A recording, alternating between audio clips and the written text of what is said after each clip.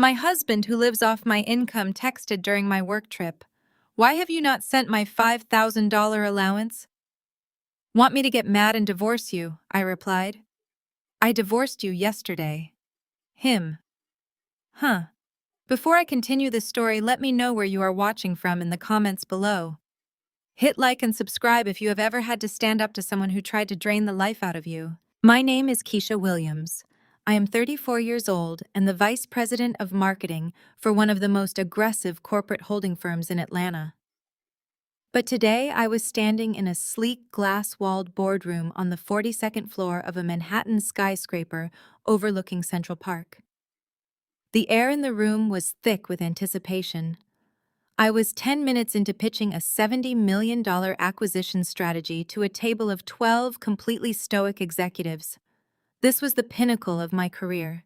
Every sleepless night, every missed weekend, every sacrifice I made to climb the corporate ladder as a Black woman in a ruthlessly competitive industry had led to this exact moment. I had fought tooth and nail to secure this account. Vanguard Innovations was my lifeblood.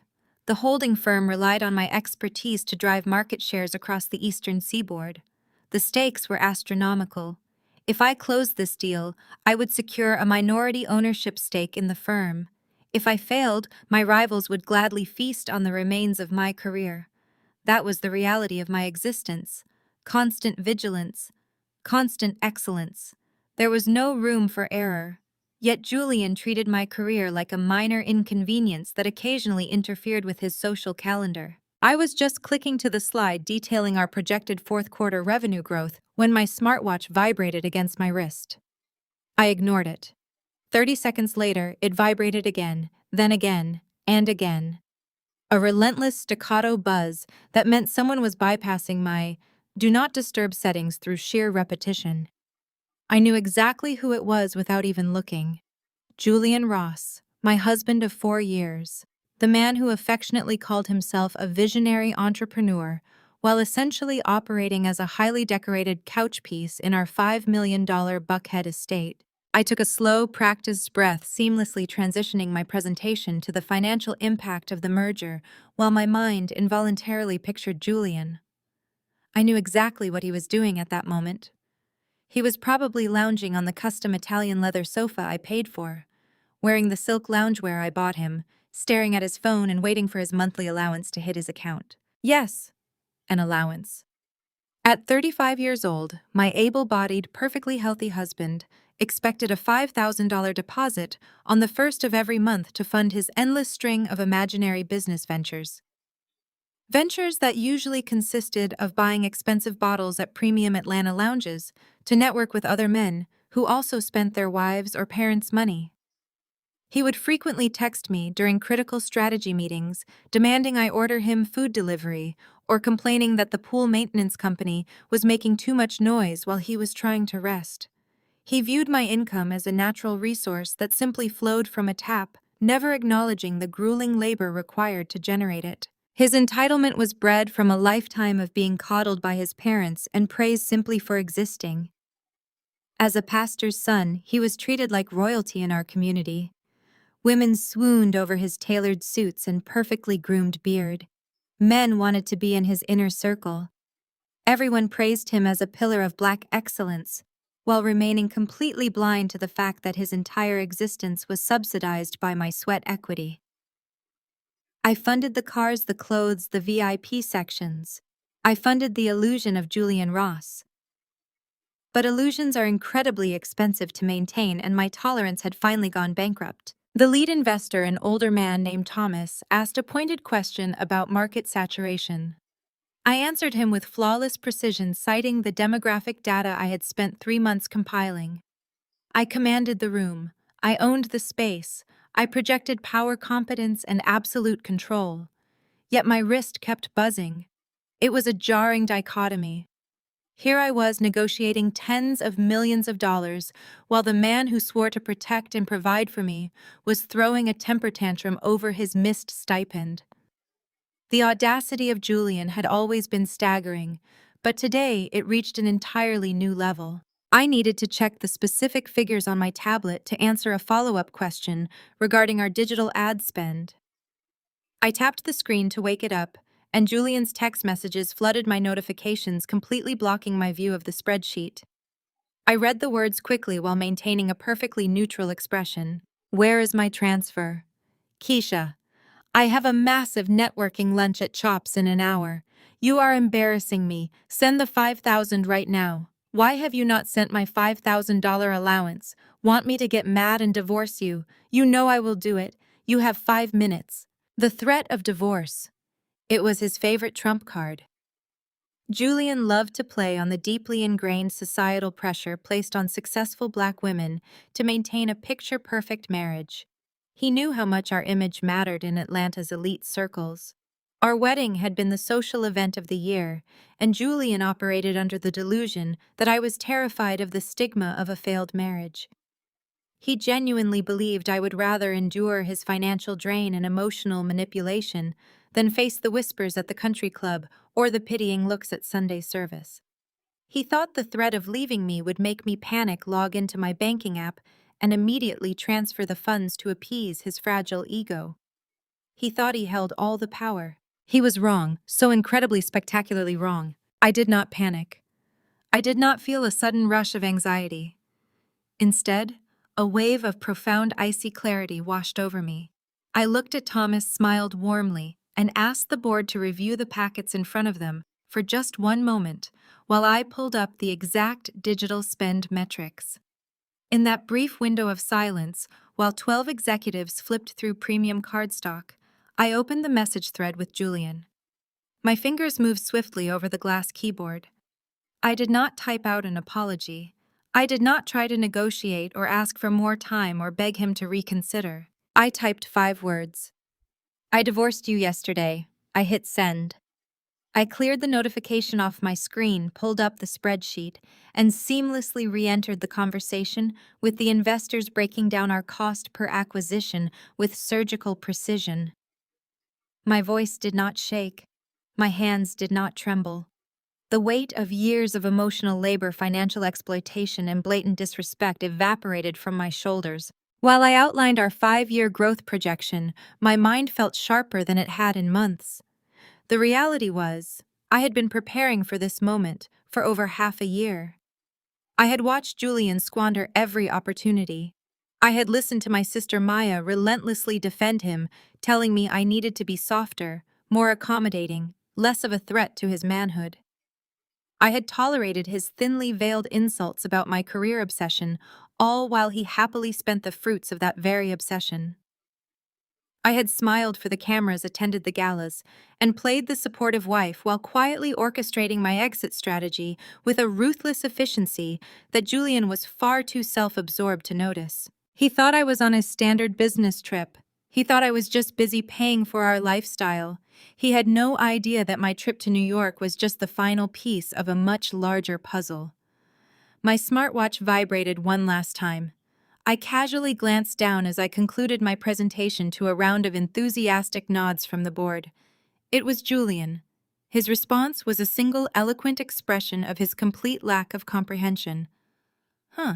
That pathetic word was immediately followed by a silent notification on my phone screen, an email from my lead attorney back in Atlanta. The subject line read, "Urgent legal confirmation." The preview text displayed exactly what I had been waiting for all morning. The judge had approved the ex parte divorce filing. Furthermore, based on the mountain of forensic evidence I had submitted, detailing Julian's reckless financial behavior and hidden debts, the temporary asset freeze had been fully enacted. Julian's credit cards, his checking accounts, his access to my corporate holding funds, all of it was completely locked down. My attorney had utilized evidence of severe financial dissipation to convince the judge that Julian posed an immediate threat to our marital estate. The courts agreed that freezing the accounts was the only way to prevent him from draining our reserves while I was out of state. The trap I had spent 6 months carefully building had finally snapped shut. Julian was standing in a $5 million house without a single dime to his name. The notification banner on my phone flashed again, illuminating the glass boardroom table. This time it was not a text message from Julian throwing a temper tantrum. It was an automated fraud alert from our private wealth management bank. Attempted transaction declined. Amount $165,000. Merchant location, European Motor Cars of Buckhead. I had to suppress a genuine smile right there in front of the New York executives.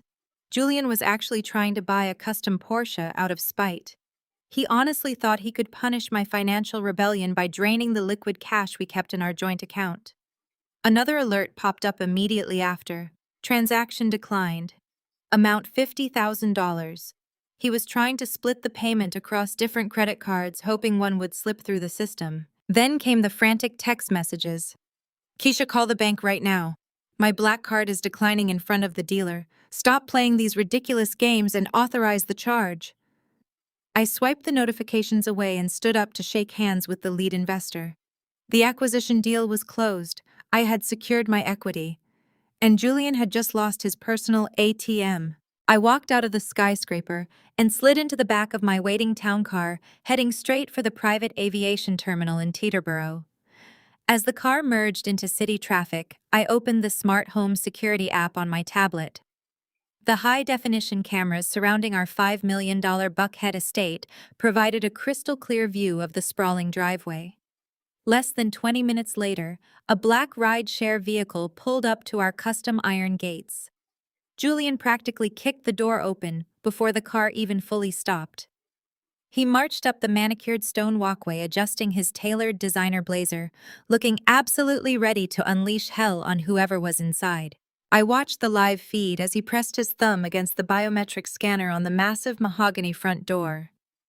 A sharp red LED light flashed on the screen. Access denied. He frowned, wiping his thumb aggressively on his lapel, and tried again. Red light. Denied. He jammed his finger against the glass scanner, punching the emergency keypad. Red light. He grabbed the heavy brass door handle and yanked, but the deadbolts were completely engaged. I had my security team reprogram the entire perimeter and revoke his biometric privileges the second my flight took off this morning. Julian backed away from the door, throwing his hands in the air, and that is when he finally looked to his left. Stacked perfectly under the shade of the wraparound porch were 6 large, sleek black suitcases. I had hired a premium packing service to carefully fold every piece of designer clothing, every pair of Italian leather shoes, and every gold watch I had ever purchased for him. Julian stared at the luggage as the reality of the situation washed over him. His mouth actually dropped open. The microphone on the porch camera picked up the sound of his heavy breathing.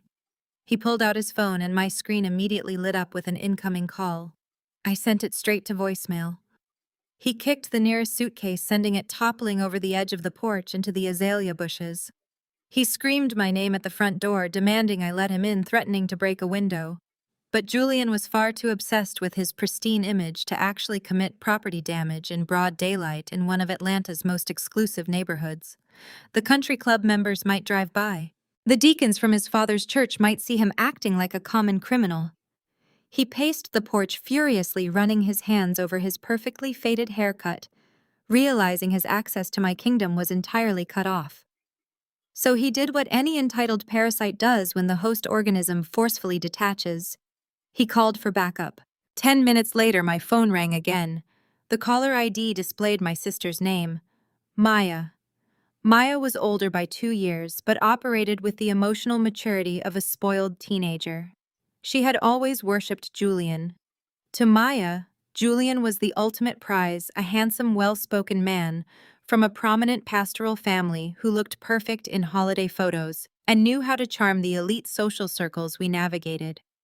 Maya cared more about the aesthetic of a successful Black family than the actual reality of paying the mortgages. I answered the call as my car pulled up to the private runway. Keisha, what is wrong with you? Maya did not even bother saying hello. Her voice was shrill, echoing through the quiet interior of the car.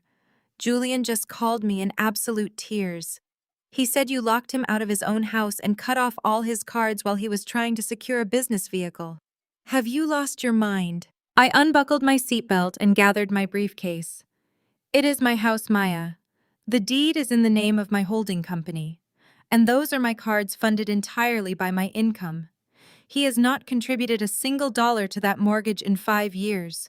You cannot just throw a good black man out on the street because you are having a mood swing, she yelled through the speaker. Do you know how this looks to the community? His father is Bishop Ross. The entire congregation is going to hear about this by Sunday service. You are embarrassing the family, Keisha. You are acting like an angry, bitter woman just because your husband wants to enjoy the lifestyle you both built. We did not build anything together, Maya. I built it. He simply occupied space and spent my capital. I stepped out of the car onto the tarmac, the roar of the jet engines drowning out her frantic protests. I am flying back to Atlanta now. Do not call me again to defend a grifter. I ended the call before she could scream another insult and handed my overnight bag to the flight attendant. As the private jet taxied down the runway ascending into the cloudy New York sky, I poured myself a glass of sparkling water. My mind traced back through the years of Maya constantly taking Julian's side. Whenever I expressed pure exhaustion from carrying the heavy financial burden of our marriage, Maya would lecture me about respectability politics. She would remind me that I was a dark-skinned, ambitious woman, and that I should be on my knees grateful that a man with Julian's light eyes and prestigious pedigree chose me to be his wife. She and my parents shared this toxic delusion that my financial success was somehow a masculine trait that needed to be softened by Julian's mere presence.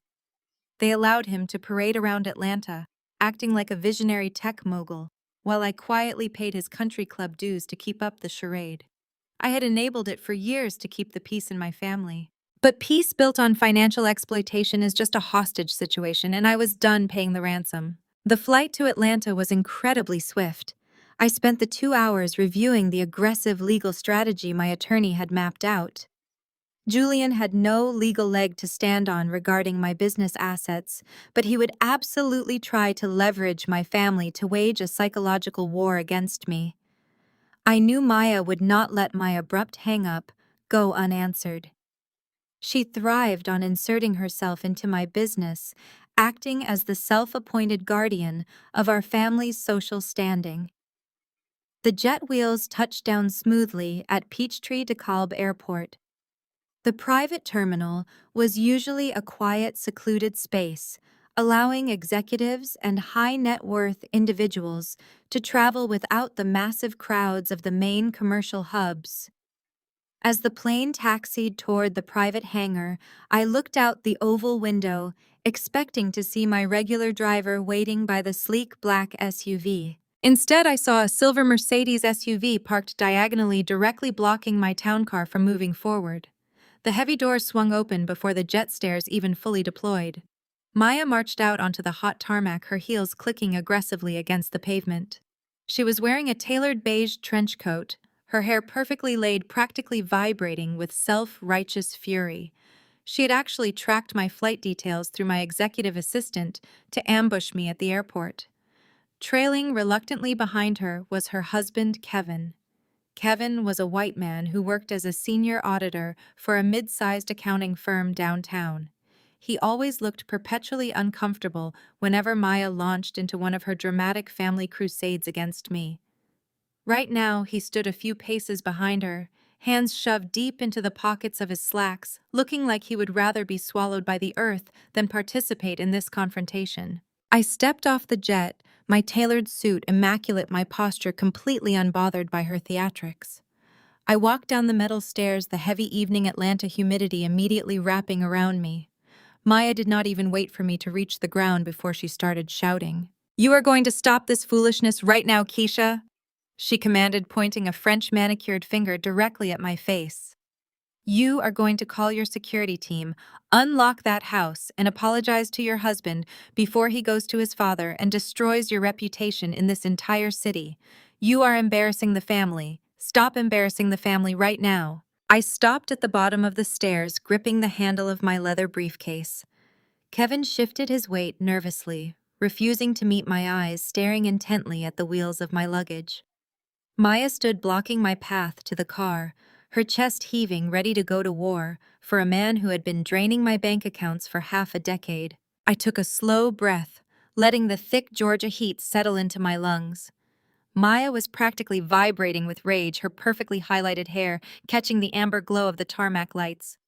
She stepped closer, jabbing her finger so close to my face I could smell her expensive floral perfume. You are tearing this family apart over absolute nonsense, Keisha. You have a good black man sitting at home waiting for you, a man who loves you, a man who gives you a respectable image. And you are throwing him out like trash because he spent a little bit of money. You are nothing but a bitter workaholic trying to destroy him because you cannot control him. I did not flinch. I did not raise my voice. I simply looked at my older sister and saw the exact reflection of our mother. For my entire life, I had played the role of the dark-skinned, studious scapegoat. I was the girl who spent her Friday nights reading financial textbooks while Maya paraded around as the light-skinned, pampered golden child. Our parents had handed Maya the world on a silver platter, praising her beauty and her ability to attract wealthy men while telling me I needed to work twice as hard just to be noticed. Maya had internalized that lesson perfectly. She believed that maintaining the aesthetic of wealth and a flawless marriage was infinitely more important than actual financial stability. She would gladly watch me go bankrupt as long as our family holiday photos looked perfect. "You are going to fix this right now," Maya demanded, turning to look at her husband for support. "Tell her, Kevin. Tell her she is being completely irrational." Kevin swallowed hard, his Adam's apple bobbing nervously. He adjusted his glasses and took a tiny step backward, putting more distance between himself and his wife. He opened his mouth, but no sound came out. The tarmac lights reflected off the beads of sweat forming on his forehead. He looked absolutely terrified. Maya rolled her eyes in disgust at his silence and turned her fury back on me. "You have always been like this, Keisha, always trying to prove you are smarter than everyone else, always walking around with that massive chip on your shoulder because Mom and Dad favored me. You think your money makes you superior, you think your corporate title makes you a better woman, but you had to buy Julian. You had to use your bank account to trap a man who belongs in high society because you are too rigid and too masculine to keep a husband naturally. He deserves his allowance. He is the only reason people in our circle even tolerate your arrogant attitude. You need to humble yourself and beg that man for forgiveness before he walks away and leaves you with nothing but your empty bank accounts and your lonely career." Her words were designed to cut me to the bone. They were the exact insecurities our parents had planted in my mind decades ago. But instead of feeling wounded, I felt a profound sense of pity for the woman standing in front of me. Maya was defending an illusion. She was fighting a war for a man who did not even respect her. "Are you finished?" I asked, my voice dropping to a calm, dangerous whisper. Maya crossed her arms over her chest, lifting her chin defiantly. "I am finished when you call your security team and let Julian back into his house." I slowly set my leather briefcase on the hood of my waiting car. I popped the brass clasps open and reached inside. Maya smirked clearly, thinking I was pulling out my phone to make the call she demanded. Instead, I pulled out a thick, heavy manila envelope. The edges were sharp and the file was stuffed full of meticulously organized documents. I held it out toward her. "What is this?" she asked, her nose wrinkling in disgust, as if I were handing her a piece of trash. "It is the truth," I replied. "You want to talk about the man I am throwing away. You want to talk about the good black man who is maintaining our family image. Read it, Maya. Read exactly what your hero has been doing for the last 6 months." Maya snatched the folder from my hands, her manicured nails digging into the paper. "You are so petty, Keisha. Let me guess. You tracked his lunch receipts. You are mad he bought a few expensive bottles at the club to impress some investors. You are going to divorce your husband over a few $1,000s in networking expenses. You really are pathetic." She flipped the folder open dramatically, fully prepared to mock whatever financial evidence I had gathered. I watched her eyes scan the top page. I watched her pupils dart back and forth across the bolded numbers. The smirk on her face did not just fade. It completely vanished, replaced by a look of sheer, unadulterated shock. Her mouth fell open and the color drained from her perfectly made-up face. "I did not have my corporate team run these numbers, Maya," I said, my voice slicing through the heavy air. "I needed absolute discretion. I needed someone who knew how to dig through hidden accounts and offshore transfers without alerting Julian. So I hired a senior auditor who happens to be intimately familiar with our family dynamics." Maya slowly looked up from the documents and turned her head toward her husband. Kevin was practically shrinking into his own collar, staring at the pavement, refusing to make eye contact with his wife. He had spent his evenings and weekends over the last 6 months discreetly compiling every single fraudulent transaction Julian had made. Kevin had watched Maya defend Julian at family dinners while knowing the absolute truth. "You want to talk about an allowance?" I continued, taking a step closer to my sister. "Turn to page 3, Maya. Look at the casino records. Julian has racked up over $500,000 in illegal gambling debts. He owes money to people who do not send polite collection letters. He used our home equity line of credit as collateral without my signature. He forged my name on banking documents to cover his losses." Maya's hands began to shake. She flipped the page, her breath hitching in her throat. The paper rattled loudly in the quiet evening air. "Now turn to page 7, I instructed, showing absolutely no mercy. Look at the wire transfers. $30,000 to an apartment complex in Midtown. $15,000 to a luxury car dealership for a down payment on a Range Rover. $10,000 for first-class flights to Miami and Tulum. Do you see the name on those accounts, Maya? It is not a business partner. It is not an investor. Her name is Chloe. She is a 22-year-old Instagram influencer. Julian has been funding her entire life with my money, while texting me complaining that I do not respect his entrepreneurial vision." Maya stared at the documents, tears of humiliation welling in her eyes. The reality of the situation was destroying the fantasy world she had lived in for years. The man she had idolized, the man she had just viciously defended while tearing down her own sister, was a common thief and a serial cheater. He had jeopardized my entire corporate career and our family's actual wealth to play sugar daddy to a woman 13 years his junior. "This cannot be real," Maya whispered, her voice trembling. "Kevin, tell me this is a mistake. Tell me Keisha manufactured this to make him look bad." Kevin finally looked up, adjusting his glasses.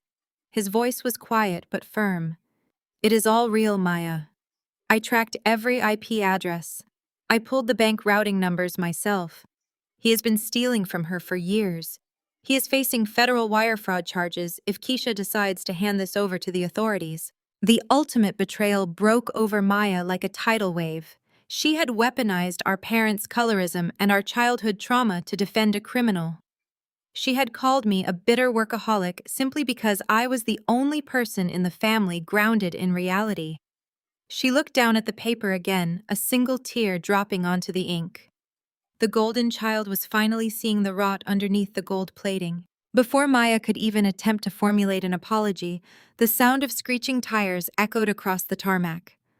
A dented black Uber slammed on its brakes right at the edge of the security checkpoint. The back door was kicked open violently. Julian stumbled out. His designer suit wrinkled, his tie loosened, looking like a man completely unhinged. He had clearly bypassed the main terminal security, demanding the driver pull right up to the private gates. He pointed directly at me, his face contorted with a mixture of panic and rage. "You think you can do this to me?" he screamed, his voice echoing loudly enough for the flight crew to hear. "You think you can lock me out of my own life? I built you, Keisha. I made you acceptable to these people. You are going to give me my money right now, or I am going to court tomorrow morning, and taking half of your precious company. Half of Vanguard Innovations belongs to me." Julian stormed toward us, kicking a bright yellow wheel chalk out of his path. His eyes were wide and frantic, completely ignoring Maya and Kevin standing just feet away.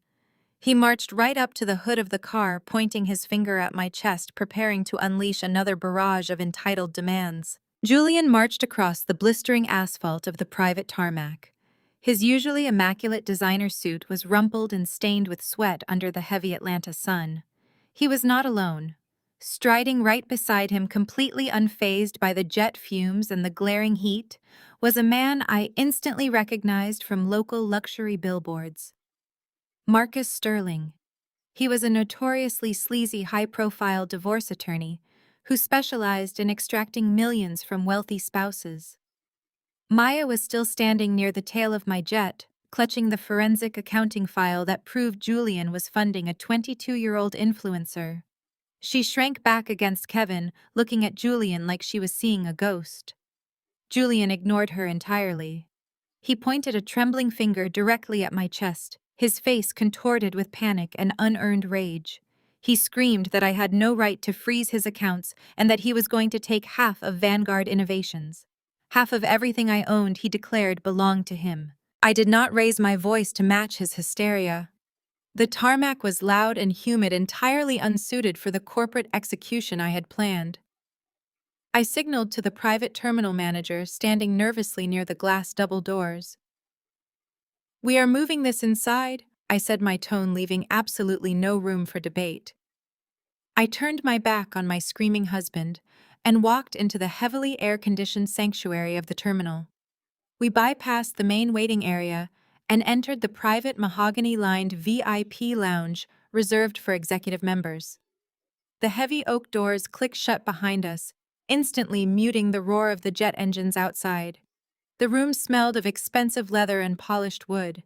I took my seat at the head of the long conference table, placing my briefcase softly on the glass surface.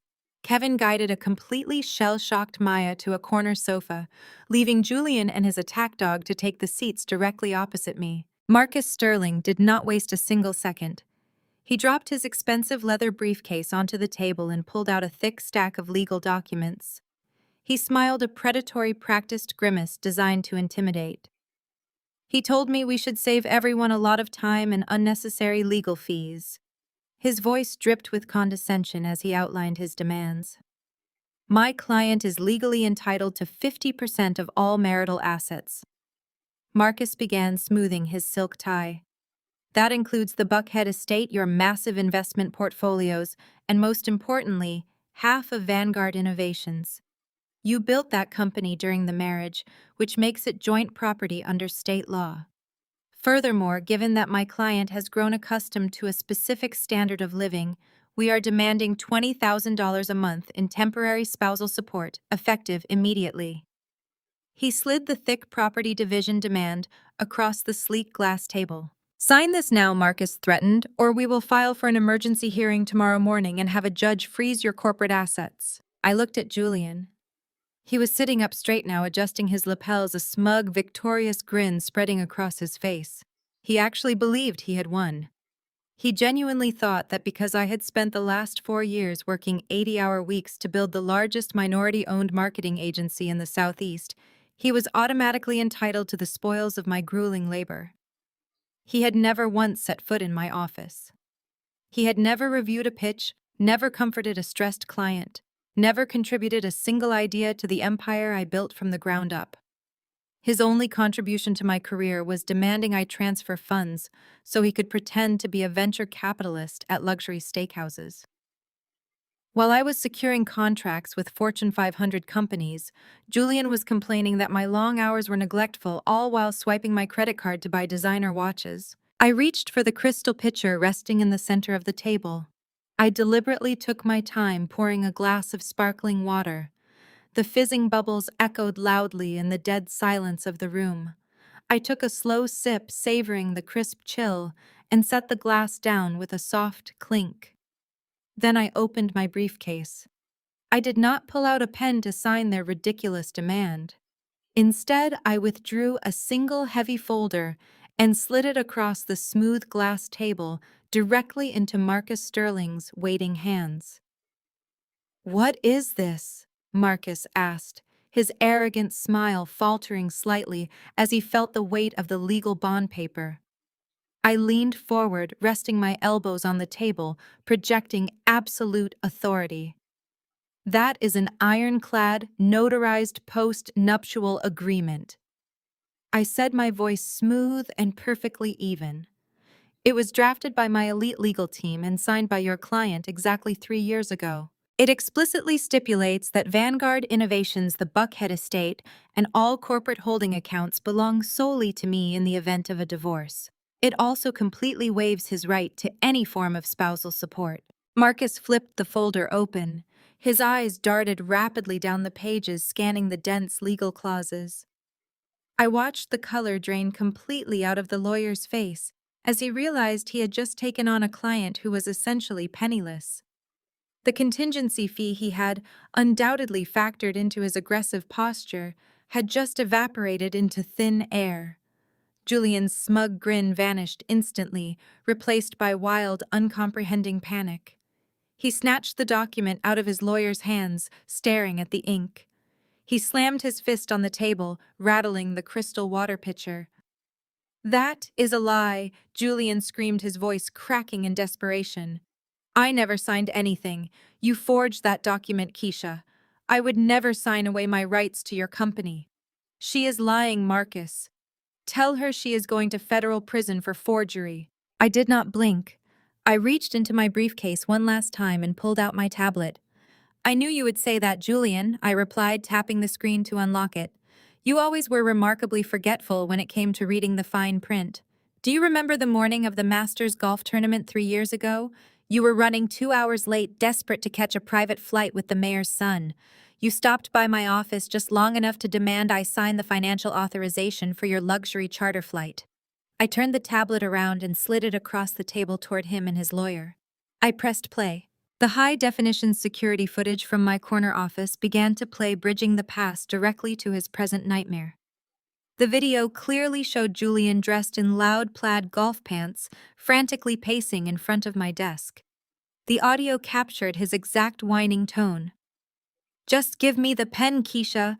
I do not have time for your corporate red tape. My friends are waiting on the tarmac."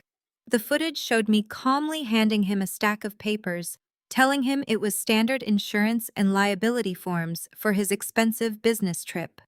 And it showed him grabbing the pen and blindly signing every single signature line without reading a single word, completely consumed by his desperation to get to the golf course.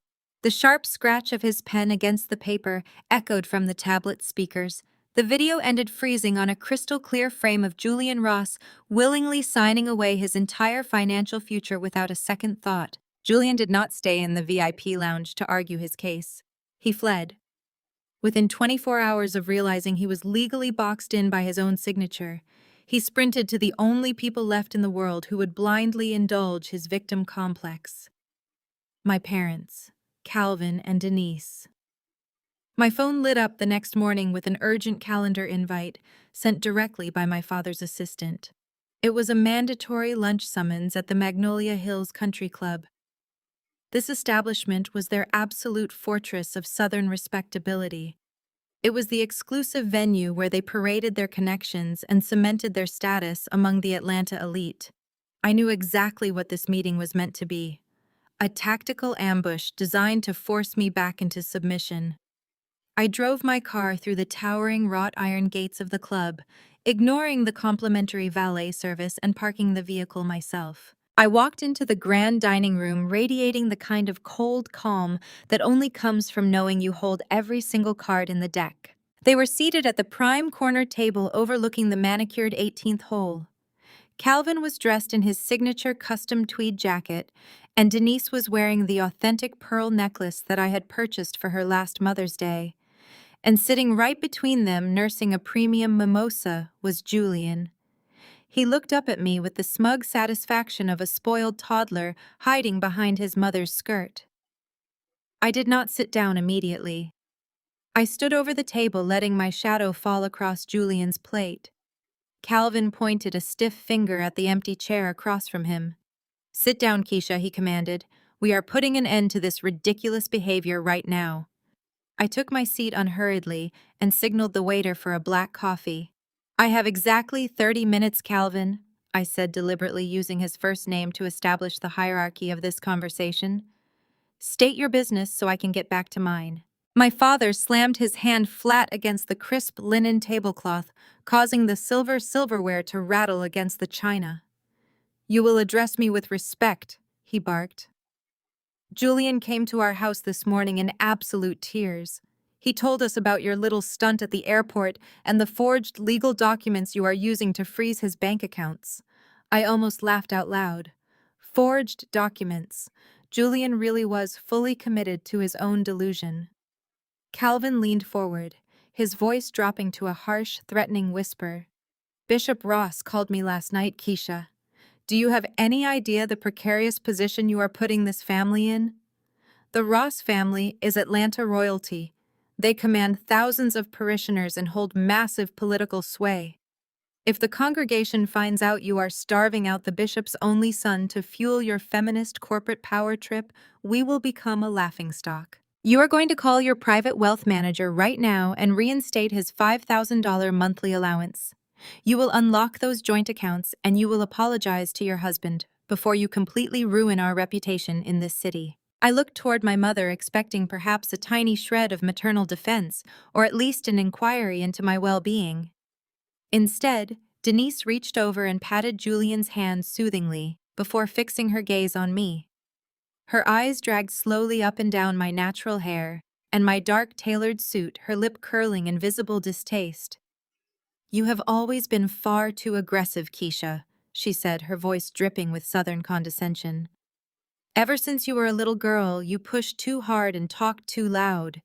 You are too dark-skinned and too harsh to be acting this arrogant.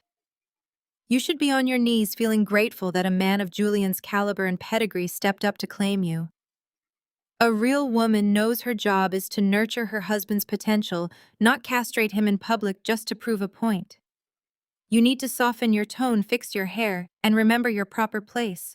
You are breaking this good man's spirit just because you bring home a paycheck." Denise continued her barrage, tearing into the very core of my identity with years of practiced precision. "Look at your sister Maya," she lectured. "Maya knows exactly how to keep a home peaceful. Maya understands that a good wife supports her husband financially and emotionally without making him feel small or inadequate. But you have always wanted to be the man of the house. You are pushing away a good black man who gives you social respectability. Do you want to end up alone in that massive, empty estate? Because nobody wants a woman who acts like a corporate dictator at the dinner table." Julian sat there, soaking up my mother's internalized misogynoir like a sponge. He nodded solemnly, playing the part of the wounded noble king who had endured my alleged tyranny for years. He actually had the audacity to look at me with pity. I let the heavy silence hang in the air, allowing their toxic words to echo across the crystal glasses and fine china. They genuinely believed I was still that little girl desperate for their validation. They thought the threat of social exile would bring me to my knees and force my compliance. I had spent my entire adult life funding their luxury cars, paying their property taxes, and ensuring they never had to worry about a single bill just to earn a fraction of the love they freely showered on Maya. But sitting across from them now, listening to them defend a man who was funneling my money to casinos, and a 22-year-old influencer, the final thread of my familial loyalty snapped. I felt absolutely nothing for them. Calvin decided to deliver the final killing blow. "Here is the reality of your situation, Keisha," he said, crossing his arms over his chest. "You will fix this today. If you proceed with this divorce and humiliate the Ross family, your mother and I will publicly disown you. We will speak to the board of directors at your firm about your unstable behavior. We will go to the press and the church elders. We will make sure every elite circle in Atlanta knows exactly what kind of bitter, ruthless woman you really are. You might have your money, but you will have absolutely no one left in your corner. We will erase you." I did not cry. I did not yell.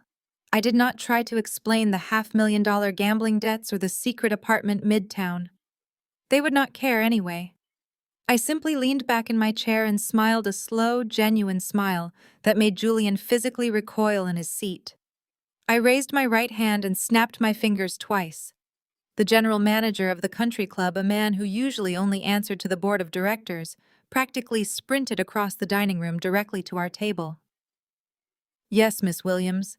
he asked, bowing his head slightly and completely ignoring my father.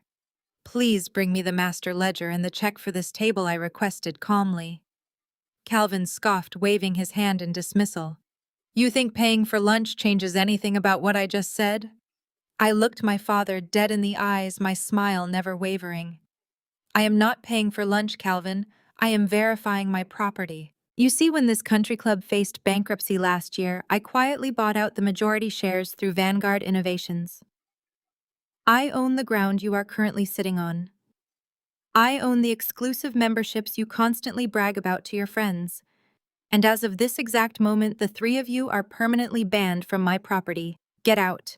The general manager stood perfectly still, his hands clasped securely behind his back, his face a mask of absolute professional neutrality.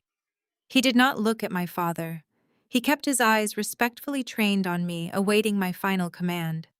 Calvin's face transitioned rapidly from a shade of indignant red to a sickly pale white. He opened his mouth, but the booming, authoritative voice he had used to terrorize me since childhood completely failed him. He looked around the opulent dining room, suddenly hyper-aware of the wealthy patrons at neighboring tables who had stopped eating their imported caviar to watch the drama unfold. The men he golfed with, the women Denise hosted for high tea, they were all witnessing the exact moment the illusion of the mighty Williams family shattered into pieces. Julian slouched in his chair, his eyes darting frantically between me and the manager. He had brought my parents here as a shield, fully believing their social weight would force me into submission. Instead, he had dragged them directly into the blast radius of my financial execution. Denise gripped the edge of the table, her perfectly manicured nails digging into the white linen.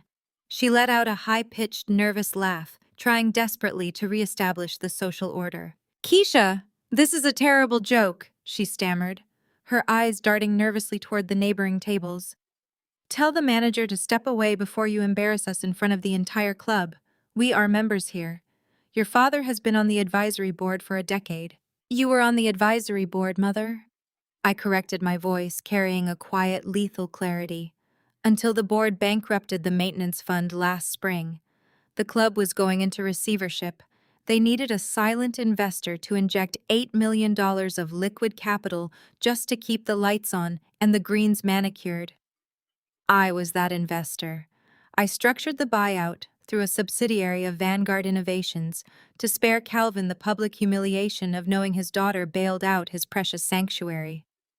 But since you have decided to use this space to threaten me, I see no reason to maintain the secret." I reached into my leather briefcase one more time.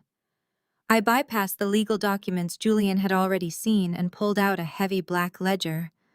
I dropped it squarely in the center of the table, right on top of the floral centerpiece. The heavy thud made Julian flinch. "What is that?" Calvin demanded, his voice finally returning, though it lacked its usual thunder. "That is the actual reality of this family," I replied, leaning forward and resting my forearms on the glass. "You want to talk about protecting our social standing in Atlanta. You want to talk about how Julian provides me with a respectable image. Let us talk about who actually pays for that image. Let us talk about the truth you have conveniently ignored while you paraded Maya around as the perfect daughter and Julian as the perfect husband." I flipped the heavy cover of the ledger open. The pages were filled with meticulously highlighted financial statements, wire transfers, and property deeds. I pointed to the very first tab. "Page 1. I instructed, my tone icy and precise. "The mortgage on your 6-bedroom house in Alpharetta.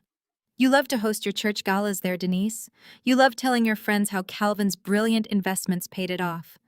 But Calvin made a series of disastrous commercial real estate gambles 5 years ago. You were 3 weeks away from foreclosure. I created a shell corporation, bought your debt from the bank, and I have been quietly paying your $7,000 monthly mortgage ever since. You live in a house owned by the bitter workaholic you just insulted." Denise gasped, her hand flying up to cover her mouth. She looked at Calvin, her eyes wide with panic. Calvin stared straight ahead, his jaw clenched so tightly a muscle twitched near his ear. He could not deny it. He knew exactly what he had done, and he knew that I had the paper trail to prove it. I turned the page, the sharp sound of the paper slicing through the heavy silence of the room. Page 4. I continued, keeping my eyes locked on my mother. "The Mercedes SUV you drove here today, you lease it under the Vanguard Innovations corporate account. I approved the expense because you complained your old sedan was embarrassing at the country club. And Maya's perfect lifestyle, the one you just lectured me about, the one you said I should emulate." Turn to page 9. "Kevin's accounting salary does not even cover the property taxes on their Buckhead condo. I have been wiring them $10,000 a month from a private trust just to keep up the charade that they are wealthy. Maya's designer bags, Maya's luxury vacations, Maya's pristine image. It is all subsidized by my bank accounts. Julian shifted uncomfortably in his seat, trying to sink lower into the expensive upholstery. I did not let him escape. I turned to the final tab in the ledger, tapping my index finger against the bold red numbers printed at the bottom of the page. And then there is the good black man sitting right next to you, I said, my voice dripping with unadulterated contempt. The man who supposedly gives me my respectability. Look at his contribution column, Calvin. Look at the last 5 years of our joint tax returns. Julian has not contributed a single dime to our household since 2020. Not a penny toward the mortgage, not a dollar toward the utilities. He has spent 5 years treating my income like his personal venture capital fund, gambling away $500,000 and buying luxury apartments for Instagram models.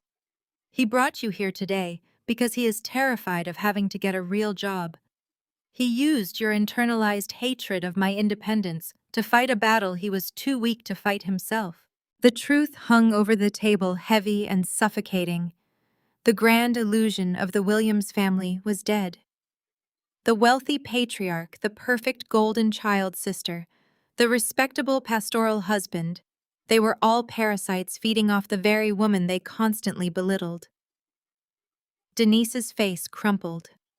The arrogant Southern belle routine completely evaporated. Keisha, she whispered, her voice trembling with genuine fear. You cannot do this. We are your blood. We raised you. You owe us respect. I owe you absolutely nothing, I replied, my voice devoid of any emotion. You taught me that love in this family is conditional. You taught me that my value is purely transactional. You only tolerate me when my checkbook is open. So I am closing it.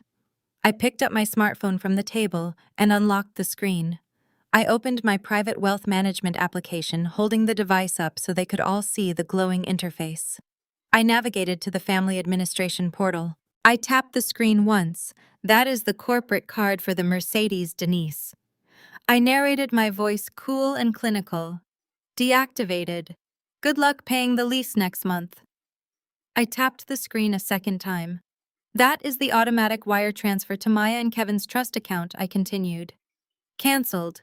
They will have to figure out how to pay for their own lifestyle from now on. I tapped the screen a third time, looking directly into Calvin's furious eyes. And that is the auto draft for your Alpharetta mortgage. Suspended.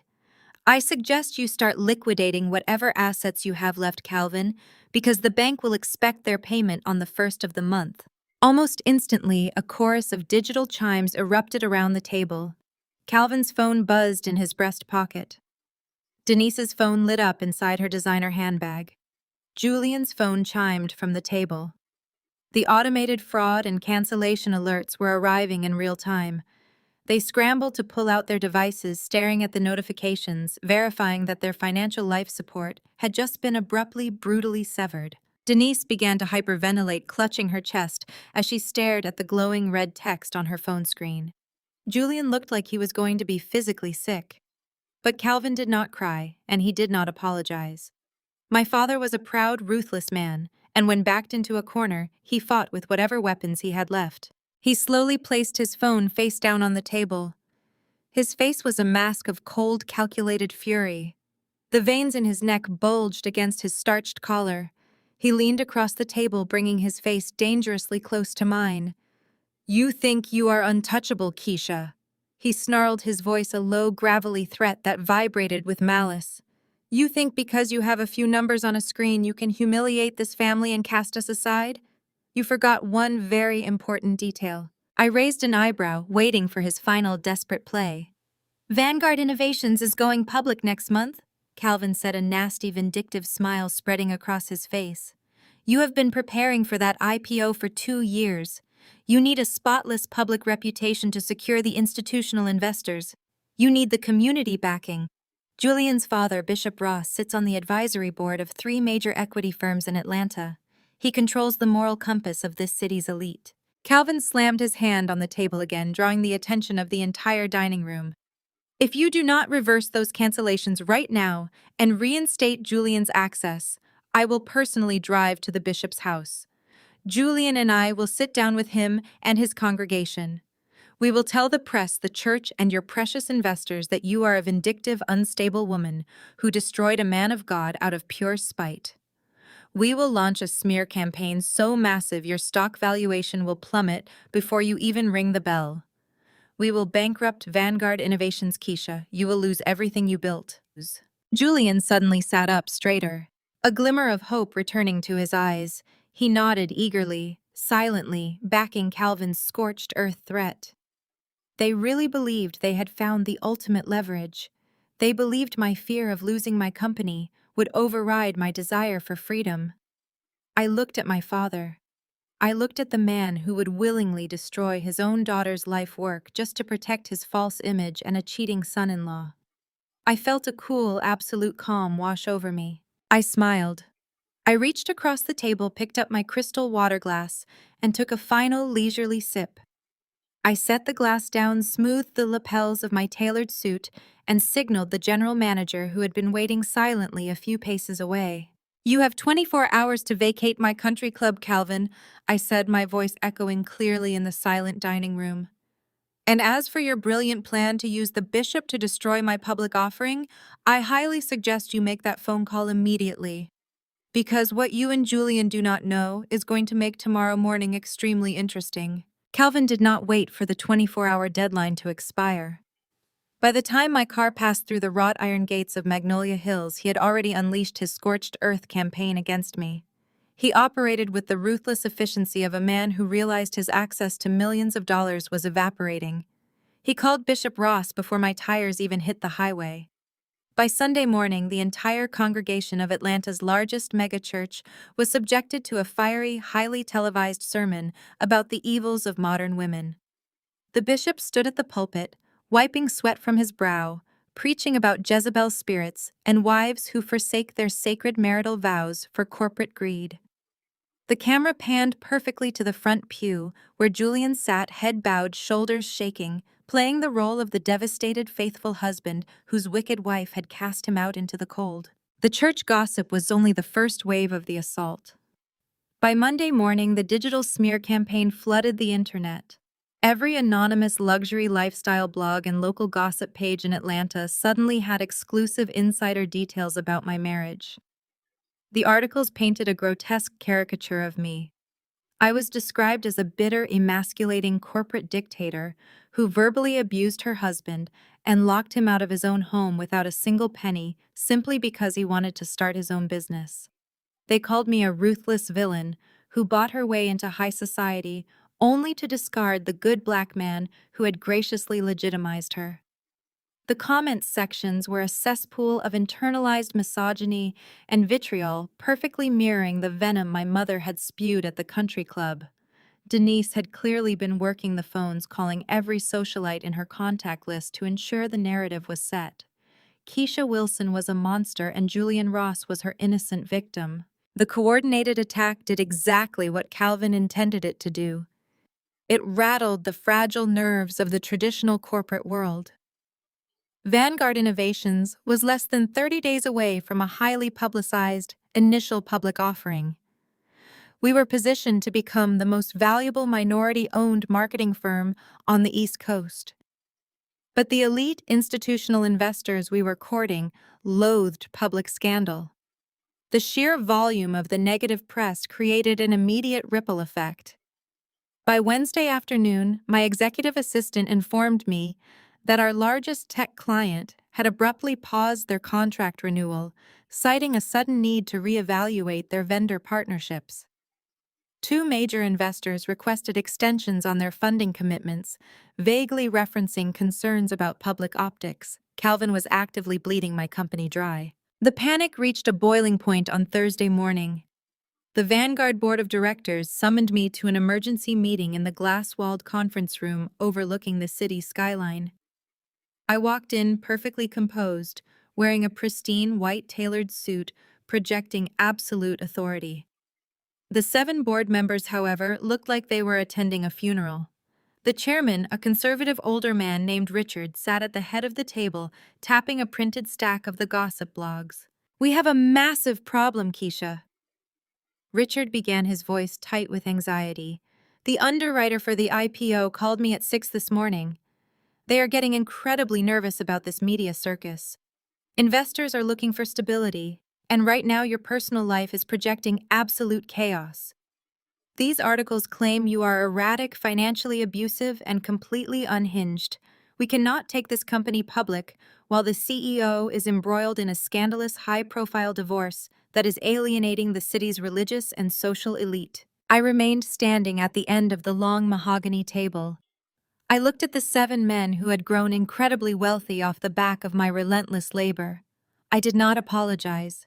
I did not offer them a tearful explanation or beg for their patience. "Let us be absolutely clear about what is happening here, gentlemen," I said, my voice slicing through their corporate panic like a blade. "You are looking at a coordinated smear campaign orchestrated by a family of grifters who are terrified that their free ride is over. The man playing the victim on those blogs embezzled $500,000 from my personal accounts to fund his illegal gambling habits and a 22-year-old mistress. I have the forensic audit to prove it. I cut him off, and now his father and my parents are attempting to blackmail me into reinstating his allowance by threatening the valuation of this company." Richard shifted uncomfortably in his leather chair. "Regardless of the truth, Keisha, the optics are disastrous. We are bleeding client confidence. The board is formally requesting that you step down as CEO and take an immediate leave of absence until the IPO is finalized and this divorce is quietly settled behind closed doors." I laughed, a sharp, cold sound that echoed off the glass walls. "I am the founder of this agency, Richard. I hold 60% of the voting shares. I am not stepping down. I am not taking a leave of absence, and I am certainly not hiding in the shadows to appease a group of men who are terrified of a few anonymous blog posts. I built Vanguard Innovations from nothing, and I will protect it. You give me 48 hours. I will not just clear up this PR hiccup, I will completely obliterate the people responsible for it." I did not wait for their approval. I turned and walked out of the boardroom, leaving them sitting in stunned silence. I marched straight back to my corner office and locked the heavy double doors. I was not going to play defense. Calvin and Maya wanted a war of information, but they had vastly underestimated my resources. They were operating under the delusion that anonymous blogs actually provided anonymity. They were socially cunning, but they were technologically illiterate. I picked up my phone and called David, my lead cybersecurity director. He was a brilliant operative who handled the digital security for our highest-profile corporate clients. He arrived in my office 3 minutes later, locking the door behind him. I pushed a printout of the 6 most damaging blog articles across my desk. "I need you to find exactly where these came from," I instructed, pointing at the glossy printed pages. "They are claiming these are anonymous tips from inside my social circle. I want the IP addresses. I want the digital footprints. I want the email servers they use to contact these bloggers, and I want the financial routing numbers used to pay for the sponsored social media boosts." "Tear the internet apart, David. Bring me the ghost." David nodded, picking up the files. "They always leave a digital trail, Keisha. I will have the extraction running on our private servers within the hour." The next 24 hours were a grueling exercise in absolute focus. I ignored the ringing phones. I ignored the frantic emails from PR consultants begging me to issue a public statement apologizing to the church. I sat in my office drinking black coffee and reviewing the legal strategy to file an injunction against Julian's frozen accounts. I was going to strip them of every single asset they possessed. By Friday night, the Vanguard offices were completely empty. The sweeping floor-to-ceiling windows offered a stunning view of the glittering Atlanta skyline, but the silence on the executive floor was heavy and absolute. I was sitting at my desk reviewing the final draft of the corporate lawsuit when I heard the distinct click of the heavy glass door opening. I looked up expecting to see David returning with the cybersecurity report. Instead, a man stepped out of the shadows of the dimly lit hallway. He looked exhausted. His shoulders were slumped and his tie was pulled loose. He was clutching a sleek silver laptop and a thick black flash drive. It was Kevin, Maya's husband. He closed the door quietly behind him and walked slowly across the plush carpet. He did not look like the terrified, submissive man who had cowered on the tarmac a few days ago. He looked like a man who had finally reached the absolute end of his breaking point. "Kevin," I said, keeping my voice perfectly even, "what are you doing in my building?" He stopped in front of my desk, taking a deep, ragged breath. He placed the silver laptop and the flash drive directly in front of me. He looked me in the eyes, and for the first time in the 5 years I had known him, I saw genuine, unfiltered defiance. "I know your tech team is currently running a trace on those anonymous blog posts," Kevin said, his voice quiet but remarkably steady. "I know David is pulling the IP addresses and tracking the payment routing numbers for the targeted social media ads. I came here to save you the time." I narrowed my eyes, studying his exhausted face. "What exactly is on that drive, Kevin?" He let out a dry, hollow laugh. "It is the end of the illusion, Keisha. It is every single piece of data your tech team is looking for. The IP addresses for the anonymous emails sent to the church elders and the gossip blogs. The digital receipts for the cash payments made to the local influencers to spread the rumors about you." Kevin pressed his hands flat against the surface of my desk, leaning in closer. "The trace is going to lead back to a private encrypted network, Keisha. But it is not Calvin's network, and it is not Julian's network. It is my home network." I stared at him, the pieces of the puzzle violently slamming into place. "Maya." Kevin nodded slowly, closing his eyes, as if the truth physically pained him. "Maya. She has been orchestrating the entire smear campaign from our living room. Calvin gave her the cash, and Julian fed her the lies. She spent the last 4 days furiously typing those articles, paying off the bloggers, and coordinating the attack with Bishop Ross's media team. She hates you, Keisha. She hates that you own the country club. She hates that you cut off our trust fund. And she hates that you finally exposed the fact that her entire life is funded by the sister she constantly belittles." He tapped the black flash drive resting on my desk. "Everything is on there. The emails, the payment receipts, the direct messages between Maya, Julian, and your father plotting to sabotage your IPO. I logged everything." I looked at the drive and then back up at my brother-in-law. "Why are you giving this to me, Kevin? Maya is your wife. If I take this public, she goes down with Calvin and Julian." Kevin straightened his posture, adjusting his glasses. "Because I am done being an accomplice to a family of parasites. I watched them destroy you for years while you paid our mortgage. I audited Julian's accounts. I saw the theft. And when I tried to tell Maya the truth, she told me to shut my mouth and remember my place. They treat me exactly like they treat you. We are just utilities to them, ATMs to fund their delusions. I filed for divorce this morning, Keisha. I am done. Burn them all to the ground." I stared at the black flash drive resting on the polished mahogany of my desk. It was a tiny, unassuming piece of plastic, but it held the explosive power to completely level the Williams family legacy. I looked back up at Kevin. For years, I had viewed my brother-in-law as just another passive participant in my family's toxic ecosystem. He was the quiet accountant who stood in the background while Maya commanded the spotlight. I had assumed his silence meant complicity. I was wrong. His silence had been survival. And now he was staging a lethal rebellion. "How did you get past her security protocols?" I asked, keeping my voice meticulously calm despite the adrenaline surging through my veins. "Maya is paranoid. She guards her devices like state secrets." Kevin let out a bitter, exhausted sigh and sank into the leather guest chair opposite my desk. "She is paranoid, but she is also exceptionally arrogant," he replied, removing his wire-rimmed glasses and pinching the bridge of his nose. "She thinks because I am quiet, I am oblivious. She left her encrypted messaging app open on our shared desktop while she was at the country club with your parents. She was so eager to watch your financial execution that she forgot to log out. I sat down to pay our property taxes, the same taxes you have been subsidizing, and I saw the notifications pouring in. Julian was texting her live updates from the dining room. I started digging. I dumped the entire hard drive, copied the chat logs, and mirrored the IP routing data." Kevin leaned forward, resting his elbows on his knees. His eyes were dark with a profound, heavy sorrow. "I read messages spanning back 2 years, Keisha. I read how Maya and your mother strategized to keep me isolated from my own family because they were not socially prominent enough for the Williams brand. I read how they laughed about my salary. I read how they planned to leverage Julian's affair to extort you. They view us as nothing more than host organisms. I am disgusted by her. I am disgusted by all of them. I packed a single bag, left the divorce papers on the kitchen island, and drove straight here. I am leaving Atlanta tonight. I want absolutely no part of the fallout. I reached across the desk and closed my hand around the flash drive.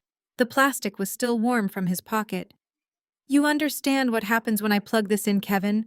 I stated, deliberately locking eyes with him. There is no coming back from this. Your marriage will be a public spectacle. Your name might get dragged through the mud by association. He stood up, adjusting his suit jacket with a newfound dignity. My name is already associated with frauds. I would rather be a divorced pariah than remain married to a sociopath. Burn them, Keisha. Show Atlanta exactly who they are. He turned and walked out of my office, the heavy glass door clicking softly behind him. He vanished into the shadows of the silent executive floor, a man finally breaking his chains. I was alone again. The ambient hum of the city traffic drifted up through the thick glass windows. I did not waste another second. I booted up a standalone offline laptop I kept secured in my floor safe, specifically for sensitive acquisitions. I inserted the drive. The screen flashed as rows of organized folders appeared. Kevin was a meticulous accountant, and he had applied that exact same clinical precision to compiling the evidence of his wife's treachery. I opened the primary folder labeled Smear Campaign. It was a masterclass in digital character assassination. There were hundreds of screenshots documenting Maya's direct correspondence with the editors of 3 prominent Atlanta lifestyle blogs. She had transferred anonymous cryptocurrency payments to guarantee prime placement for articles detailing my alleged emotional abuse. The venom in her messages was breathtaking. She fed them fabricated stories about how I belittled Julian, how I forced him to abandon his pastoral calling to serve my corporate ambitions, and how my entire feminist empowerment brand was a lie hiding a bitter, isolated woman. I navigated to the next folder labeled Julian. My pulse slowed to a glacial, steady rhythm as I clicked through the encrypted chat logs between my husband and his 22-year-old influencer mistress. Her name was Chloe. The messages were revoltingly explicit, not just in their physical descriptions, but in their financial entitlement. Julian had promised her a waterfront condo in Miami. He told her to be patient, explaining that my upcoming Vanguard Innovations initial public offering was going to make him a multimillionaire thanks to the marital asset laws. He was actively plotting to use his father's religious influence to force me into a quiet, highly lucrative settlement just to make him go away. They thought they had me trapped in a flawless pincer movement. Calvin and Denise provided the social pressure. Bishop Ross provided the moral threat. Maya executed the digital warfare. Julian played the wounded victim. It was a brilliantly coordinated attack. But they had made one fatal miscalculation. They assumed I would play by the rules of Southern high society. They assumed my fear of public embarrassment would force me to capitulate. I withdrew the flash drive and locked it back inside the safe. I picked up my phone and dialed David, my lead cybersecurity director. He answered on the first ring. Call off the trace, I commanded, my voice echoing off the glass walls. I have the source data. I have the IP addresses, the routing numbers, and the unencrypted chat logs. I need you in my office at 6 tomorrow morning.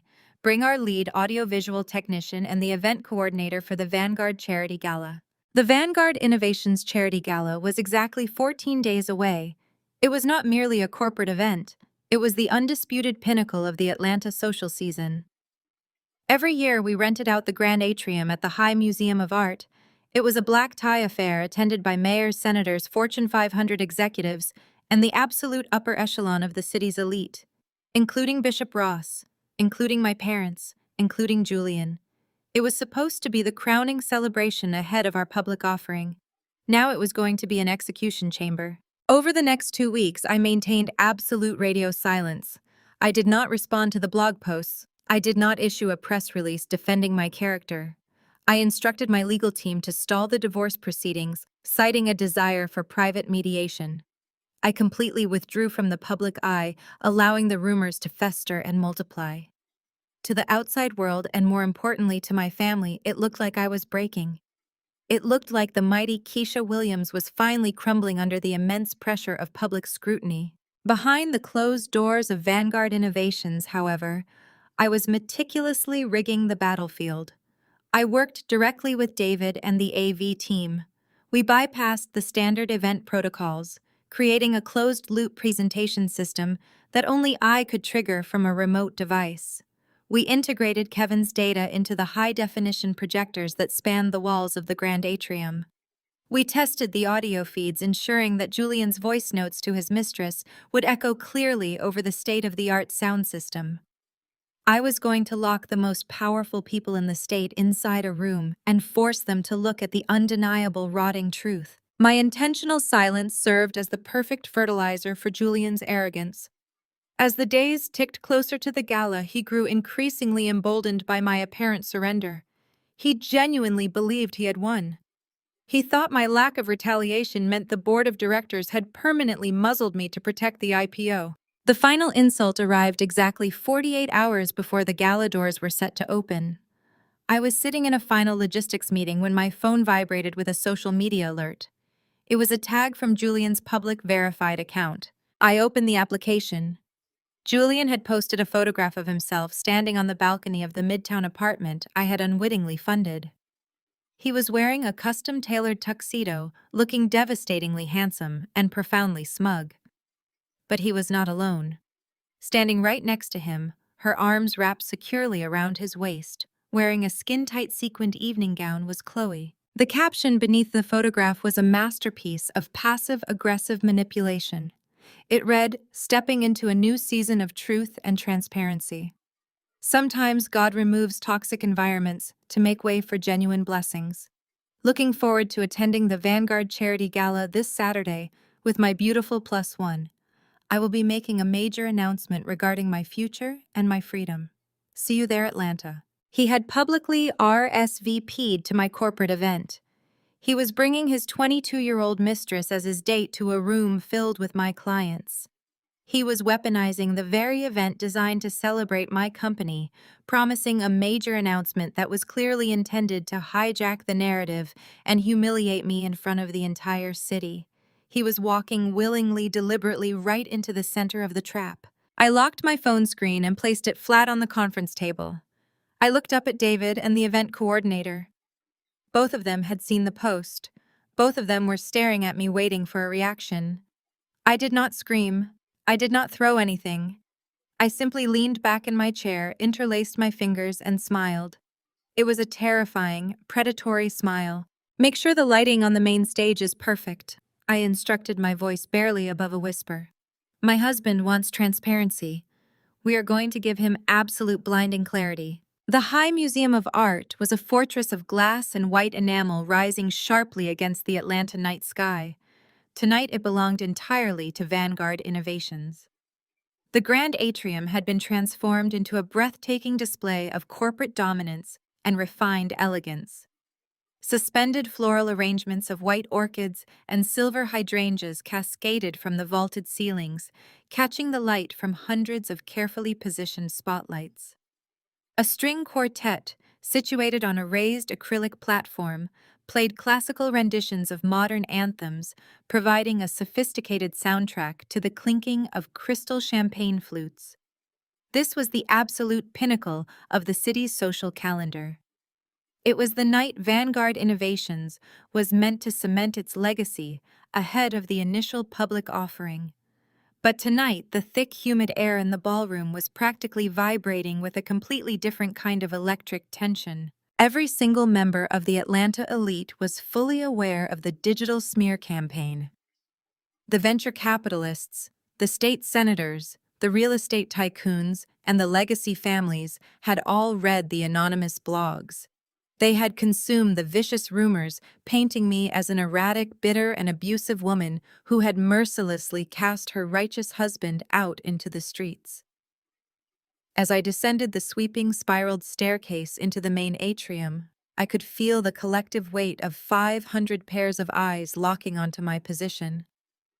The room experienced a momentary unnatural hush. The whispers rippled through the crowd like a sudden shift in the tide. They were waiting for a crack in my armor. They were waiting to see if the bleeding corporate casualty described in the tabloids would stumble under the intense scrutiny. I did not stumble.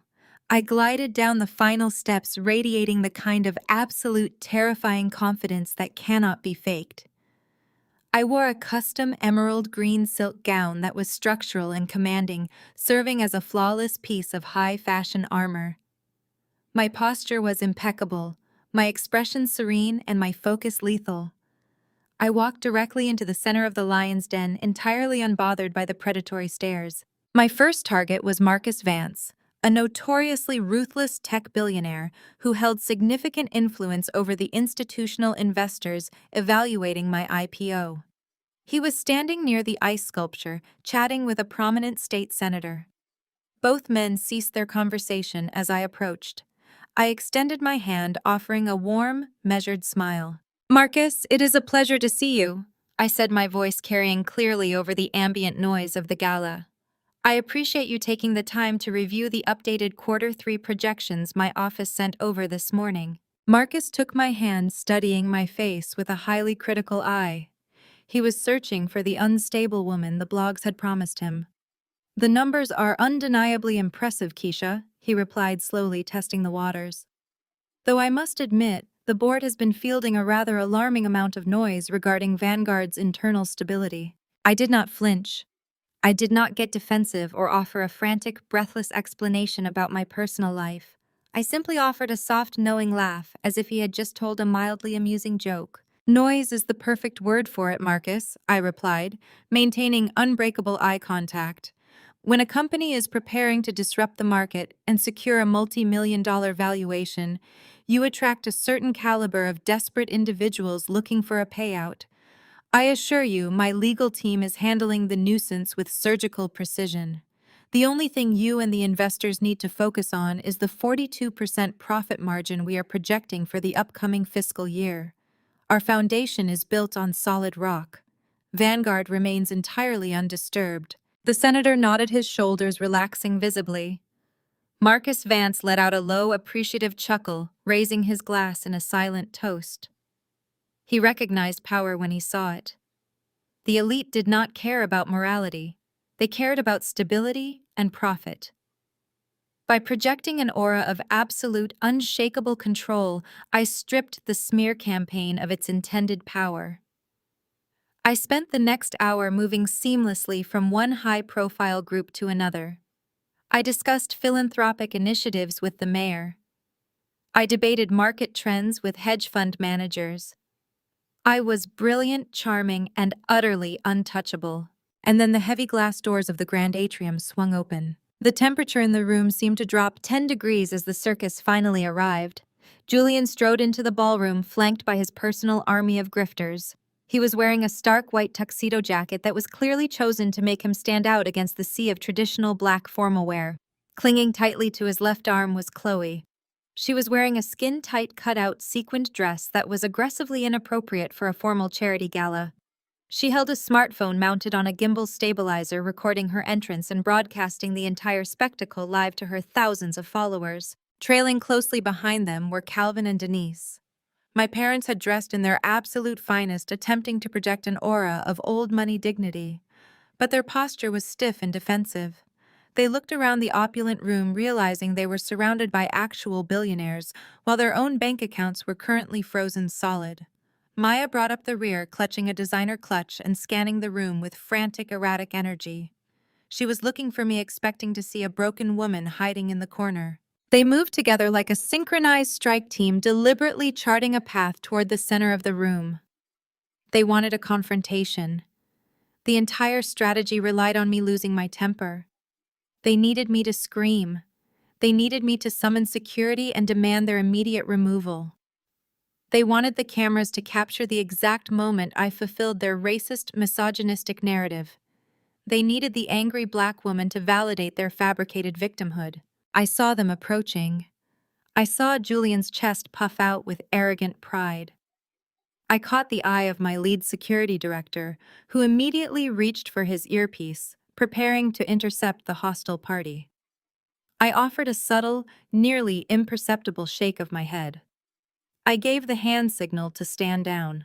Julian marched directly toward the Vanguard Founders table, which was cordoned off by a velvet rope and situated directly in front of the main stage.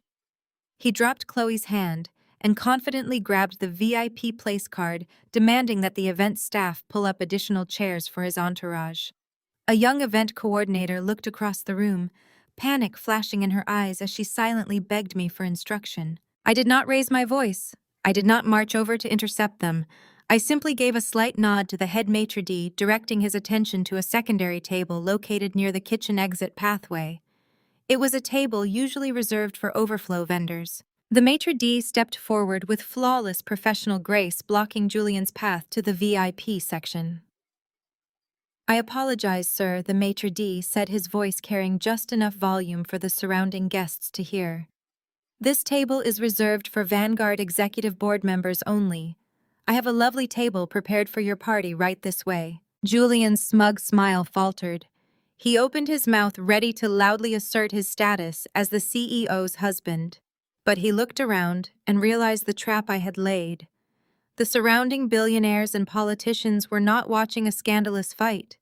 They were watching a poorly dressed man and a woman filming herself on a cell phone, being politely redirected by the waitstaff. There was no screaming. There was no drama. There was only the cold, suffocating reality of social exclusion. Calvin's face burned crimson with humiliation as he realized they were being seated next to the swinging kitchen doors. Maya looked absolutely murderous. They took their seats at table 14, their grand entrance entirely deflated. Julian sat glaring across the room, his knee bouncing with manic, aggressive energy. He was starving for the spotlight, and I was suffocating him with absolute indifference. I continued my rounds, working the room with effortless grace. 10 minutes later, my path naturally brought me within 3 feet of their table. I was walking alongside a prominent venture capitalist discussing a recent acquisition. Chloe saw her opportunity. She shoved her chair back and stepped directly into my walking path, raising her phone camera to capture the moment. "Excuse me, Keisha," Chloe said, pitching her voice loudly to ensure the microphone picked up the audio. "My followers are dying to know how you feel about Julian finally finding a woman who actually supports his dreams instead of crushing them." The surrounding guests fell dead silent. Calvin and Denise held their breath. Julian smirked, leaning back in his chair, waiting for the explosion. I did not stop walking. I did not break my stride. I did not even look at the girl. I simply executed a flawless fluid pivot, completely sidestepping her extended arm without breaking my conversation with the venture capitalist. "As I was saying, Richard," I continued, my voice smooth and perfectly modulated, completely ignoring the human obstacle in my path. "The integration of the new software will reduce our overhead by 15% in the first quarter alone." I glided past their table, leaving Chloe standing in the middle of the aisle holding a camera pointed at absolutely nothing. A few guests nearby actually chuckled behind their champagne glasses at the sheer brutal dismissal. I had reduced the 22-year-old homewrecker to a ghost. I reached my designated seat at the founder's table and elegantly sat down, crossing my legs. I finally allowed myself to cast a single brief glance toward table 14. Julian was physically vibrating with rage. His grand plan was disintegrating. The room was not looking at him with pity. They were looking at him with mild distaste. He was a nuisance, taking up space at a party he no longer belonged to. His ego, a fragile, bloated balloon, could not handle the silence. He could not handle the fact that I was not fighting him. He needed chaos to survive. I watched as Julian suddenly pushed his chair back with such force it tipped over and crashed onto the marble floor. Calvin reached out to grab his sleeve, but Julian violently shook him off. He ignored Chloe. He ignored Maya. His eyes were locked fiercely on the main stage. He unbuttoned his white tuxedo jacket, marching past the velvet ropes with a terrifying, frantic determination. He shoved past a highly decorated state senator, ignoring the horrified gasps of the elite crowd. He approached the steps of the main stage where the audio-visual technician was preparing the microphone for my opening keynote speech. Julian did not hesitate. He lunged forward, snatching the wireless microphone directly out of the technician's hands. The sudden movement caused a loud, piercing wave of audio feedback to screech through the massive speakers, forcing several guests to cover their ears. Julian gripped the microphone tightly, stepping into the center of the harsh white stage light, turning to face the silent, stunned audience. The disruption. The sharp, agonizing squeal of audio feedback sliced through the refined atmosphere of the grand atrium like a physical blade. The jazz quartet, halfway through a smooth, sophisticated rendition of a classic standard, halted abruptly. Cellos screeched to a stop. The warm, ambient hum of elite networking, the clinking of crystal champagne flutes, and the low murmurs of multi-million-dollar deals died instantly. 500 heads turned simultaneously toward the main stage. Julian stood there gripping the stolen wireless microphone. His knuckles were white, his chest heaving with the frantic adrenaline of a man who believed he was leading a righteous revolution. The harsh white spotlight, originally calibrated and positioned for my upcoming keynote address, illuminated his face. He stood center stage in his stark white tuxedo, looking down at the sea of Atlanta's most powerful figures: mayors, state senators, hedge fund managers, and tech moguls. The tension in the ballroom was immediate and palpable. The air grew thick and heavy. This was the undisputed pinnacle of the Atlanta social season, a highly orchestrated charity gala meant to project corporate dominance and unshakable stability ahead of Vanguard Innovation's initial public offering. Hijacking the stage was an act of profound social treason, the fabrication. "Good evening, Atlanta," Julian began. His pastoral training immediately kicked in. His voice dropped into that smooth, resonant, authoritative cadence he used to captivate his mega-church congregation every Sunday. He was projecting the persona of a charismatic, deeply wounded leader. "I apologize for the sudden interruption. I know you were all expecting to hear from my wife tonight, the great untouchable Keisha Williams." He paused deliberately, letting my name hang in the air, dripping with practiced condescension and manufactured sorrow. The room remained completely paralyzed. "For years you have known Vanguard Innovations as her singular triumph."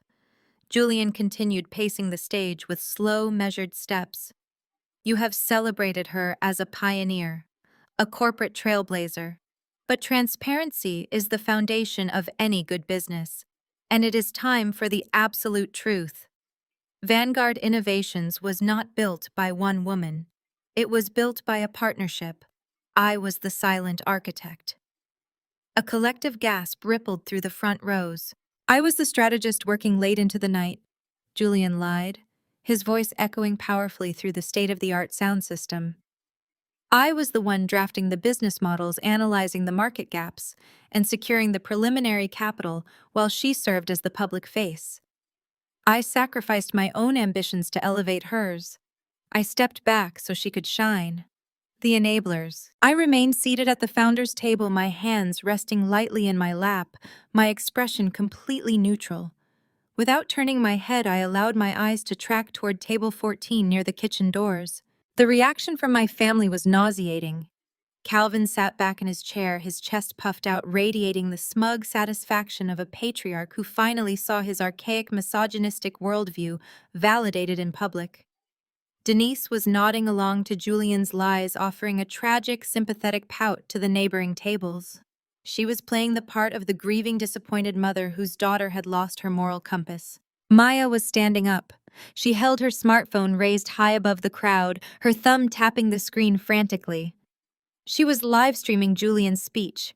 She was broadcasting this character assassination in real time to the very gossip blogs she had paid off earlier that week. Her face was twisted into a mask of pure, unadulterated glee. They genuinely believed this was the killing blow, the escalation. Julian leaned closer to the microphone, his voice trembling with perfectly executed fake emotion. "And how was I repaid for my silent sacrifice?" he demanded, pointing a finger out over the crowd. "When I approached my wife asking to finally step out of the shadows and launch my own venture, the response was not support. It was ruthless hostility. She illegally locked me out of our joint accounts. She froze my assets. She cast me out into the street without a single penny of the wealth I helped create. He gestured to Chloe, who was standing at the base of the stage in her inappropriate sequined gown, looking up at him adoringly. She attempted to destroy me. She is attempting to steal this company from the man who gave her the blueprint for success, simply because her ego cannot handle sharing the spotlight. You are about to invest millions of dollars into a company run by an erratic, financially abusive, and entirely unstable woman. The silence in the ballroom shifted from shock to a deep, dangerous corporate panic. I could see Richard, the chairman of my board of directors, sweating profusely near the ice sculpture. The venture capitalists exchanged nervous, calculating glances. Julian was speaking the language of corporate theft. He was painting me as a rogue liability. He was intentionally trying to tank my IPO by destroying my credibility right in front of the underwriters. They wanted a confrontation. The entire strategy relied on me losing my temper. They needed me to scream. They needed me to storm the stage, snatch the microphone, and demand their immediate removal. They wanted the cameras to capture the exact moment I fulfilled their racist, sexist narrative. They needed the angry black woman to validate their fabricated victimhood and complete my social ruin. Absolute grace, I did not react. I did not frown. I did not shout. I stood up. I smoothed the emerald green silk of my custom-tailored gown. I did not rush. I walked toward the stage with the slow, measured, effortless grace of a monarch touring her estate. The stiletto heels of my shoes clicked sharply and rhythmically against the polished marble floor. It was a steady, imposing metronome cutting through the suffocating tension of the room. As I moved, the crowd parted for me instinctively. Senators, moguls, and socialites stepped back, clearing a pristine path. I did not look at the floor. I kept my chin perfectly level, projecting an aura of absolute, untouchable authority. I was floating through the room, acknowledging the most powerful investors with a subtle nod, communicating complete, unbothered control. Julian saw me approaching. He gripped the microphone tighter, a triumphant, malicious sneer twisting his features. His chest heaved. He thought he had broken me. "Here she comes," Julian announced to the crowd, tracking my movement. "The ruthless CEO herself, coming to silence the truth. What are you going to do, Keisha? Are you going to have security throw me out? Are you going to threaten me in front of your precious board of directors? Atlanta sees you now. The investors see you. You cannot hide behind your corporate jargon anymore." The trap. I reached the edge of the main stage. I did not climb the center stairs. I did not look at Julian. I completely and entirely ignored his existence. Instead, I bypassed the stage and walked directly over to the shadowed alcove where the audio-visual booth was concealed. David, my cybersecurity director, and the lead sound engineer were standing there in the dark. Their faces were tense, their hands hovering over the master control boards, waiting for my final command. Julian realized I was not coming up to the stage to fight him. His triumphant sneer faltered, replaced by a sudden creeping confusion. "Nothing to say, Keisha," he taunted, his voice echoing loudly, though it lacked its previous conviction. "No brilliant defense." I stood perfectly still in the shadows of the AV booth. I reached into the hidden pocket of my emerald clutch. I pulled out the heavy black flash drive, the exact drive Kevin had handed me in my office, containing every piece of encrypted evidence, every IP address, and every vile chat log. I did not yell. I did not snatch the microphone. I simply held out my hand. The sound engineer took the flash drive from my fingers. He looked at me, nodding once to confirm it was secure. I gave a single definitive nod in return. "Execute." Julian took a deep breath on stage, raising the microphone to deliver his final desperate insult. He never got the chance to speak the words. The massive 40-foot projector screens towering behind him, which had been displaying the elegant gold and white Vanguard Innovations logo all evening, suddenly went pitch black.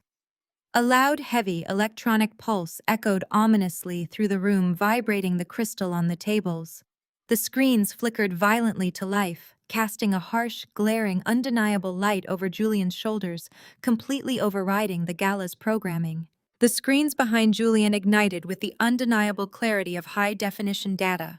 The 40-foot displays were no longer projecting the elegant gold and white Vanguard Innovations branding. Instead, they showcased a meticulously organized side-by-side comparison. On the left side of the screen were high-resolution scans of Julian's bank statements spanning the last 3 years. The numbers were highlighted in a brilliant neon red. Massive transfers to offshore casinos, wire transfers to luxury car dealerships, and exorbitant charges at high-end boutiques in Miami flashed across the massive displays. On the right side of the screen, matching the exact timestamps of the financial hemorrhage, were screenshots of his text messages to me. The dichotomy was staggering. The crowd watched as a transfer for $80,000 to a baccarat table in Macau was displayed next to a text message reading, "Keisha, baby, the Pastoral Foundation needs a small emergency infusion. Please transfer the monthly allowance early. Doing God's work is expensive." Another charge for a $40,000 diamond tennis bracelet at a Miami jeweler sat perfectly aligned with a text reading, "The church roof needs immediate repairs. Send 50,000." The collective gasp from the 500 Atlanta elites sucked the oxygen from the grand atrium. The venture capitalists, the state senators, and the tech moguls stared at the towering screens. They were doing the math. They were looking at a man who had just stood on stage and claimed to be a silent architect of a tech empire, now revealed as a parasitic gambler draining funds for his own vanity. Julian spun around to look at the screen. The blood completely drained from his face, leaving him looking pale and suddenly very small inside his custom white tuxedo. He raised the microphone to his mouth, his lips moving frantically to spin a lie to claim it was fabricated. But no sound came out. David had cut his audio feed entirely. Julian tapped the microphone violently against his palm, but the room remained under my absolute control. I did not let the visual shock settle. I nodded to the sound engineer. The visual data on the screens faded to black, replaced by a single pulsing audio waveform. Then Julian's voice filled the cavernous room. It was not the smooth, practiced cadence of a megachurch pastor. It was raw, unfiltered, and dripping with arrogant malice. It was a recording from a private VIP lounge at a downtown club captured by an associate who had grown tired of Julian's boasting. "You have to know how to handle these corporate women." Julian's recorded voice echoed off the white enamel walls, bouncing over the heads of the horrified guests. "Keisha thinks she is running the show, but I trained her perfectly. You just throw in some spiritual guilt talk about supporting my divine calling and she opens the checkbook. It is pathetic, really." The recording continued, the audio crisp and devastating. "And her parents, Calvin and Denise, they are the most gullible leeches on the planet. I buy Calvin a box of cigars and tell Denise she looks like a socialite, and they practically hand-deliver Keisha's bankrouting numbers to me. They hate her success more than I do. They are too stupid to realize I am using them to keep her isolated." The final blow was reserved for his own father's legacy. "It is the same exact playbook my old man uses. You look at that congregation every Sunday. A room full of easy marks begging to give you 10% of their paycheck for a front row seat to heaven. I am just applying the family business model to a higher tax bracket." The silence that followed the end of the recording was heavier than concrete. Julian stood center stage, completely paralyzed. His hand went slack. The heavy wireless microphone slipped from his fingers. It hit the polished stage floor with a sickening hollow thud that echoed through the room like a gunshot. His shoulders slumped. The illusion of the righteous aggrieved husband shattered into a million jagged pieces. At the base of the stage, Chloe realized the ship was not just sinking, it had been blown to pieces. She lowered her smartphone, ending her live stream with a frantic swipe of her manicured thumb. She did not look at Julian. She did not offer a word of comfort. She simply took a step backward, melting into the shadows of the crowd. Within seconds, the 22-year-old influencer had vanished completely, abandoning the man who had promised her a Miami condo. At table 14, the devastation was absolute. The color had rushed back into Calvin's face, turning it a mottled, furious purple. Denise had a hand clamped over her mouth, her eyes wide with unadulterated horror. They had spent years conspiring with Julian. They had weaponized him against their own daughter, believing they were part of his inner circle. Hearing themselves described as gullible leeches by the man they championed was a psychological execution. The high society they so desperately wanted to impress was now staring at them with unveiled contempt. Calvin could not handle the public humiliation. His pride demanded immediate physical action. He shoved his chair back so violently it crashed into the table behind him. Denise grabbed his arm, but he shook her off. He began charging toward the stage, his face twisted in a mask of violent rage. He intended to physically pull the audio cables, to smash the projector, to do whatever it took to stop the public bleeding. Denise scrambled after him, her heels slipping on the marble floor, shouting for him to stop. They did not make it halfway down the center aisle. A figure stepped out from the shadows of the grand staircase, stepping directly into the path of my charging parents. It was Kevin. My brother-in-law was no longer the quiet, passive accountant who faded into the background. He stood tall, his posture rigid, his face carved out of granite. He physically blocked the aisle, standing like a barricade between Calvin and the stage. In his right hand, Kevin held a wireless microphone of his own, its green indicator light glowing brightly in the dim room. He raised the microphone to his lips. Maya shrieked. The sound tore through the heavy silence of the ballroom, completely stripped of her usual carefully cultivated Southern refinement. "Kevin, put that down and get out of his way right now," she commanded, her voice cracking with sheer panic. Kevin did not flinch. He did not step aside. He stood in the center of the aisle like a monolith, his posture rigidly straight. He raised the glowing wireless microphone to his mouth and looked directly at the woman he had been married to for 6 years. "I will not move, Maya," Kevin stated, his voice echoing powerfully through the state-of-the-art sound system.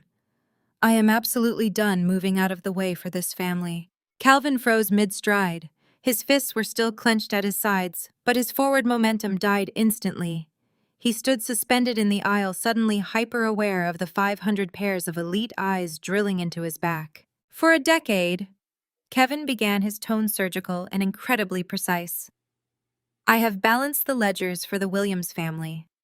I have sat quietly in the background at Sunday dinners. I have watched Calvin and Denise Williams play the role of the devoted, morally upright parents. But numbers do not lie.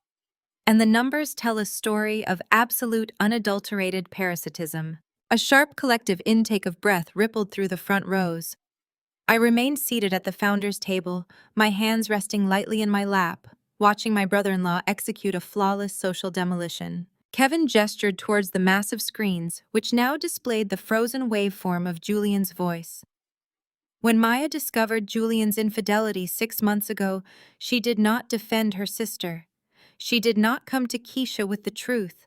She went straight to her parents.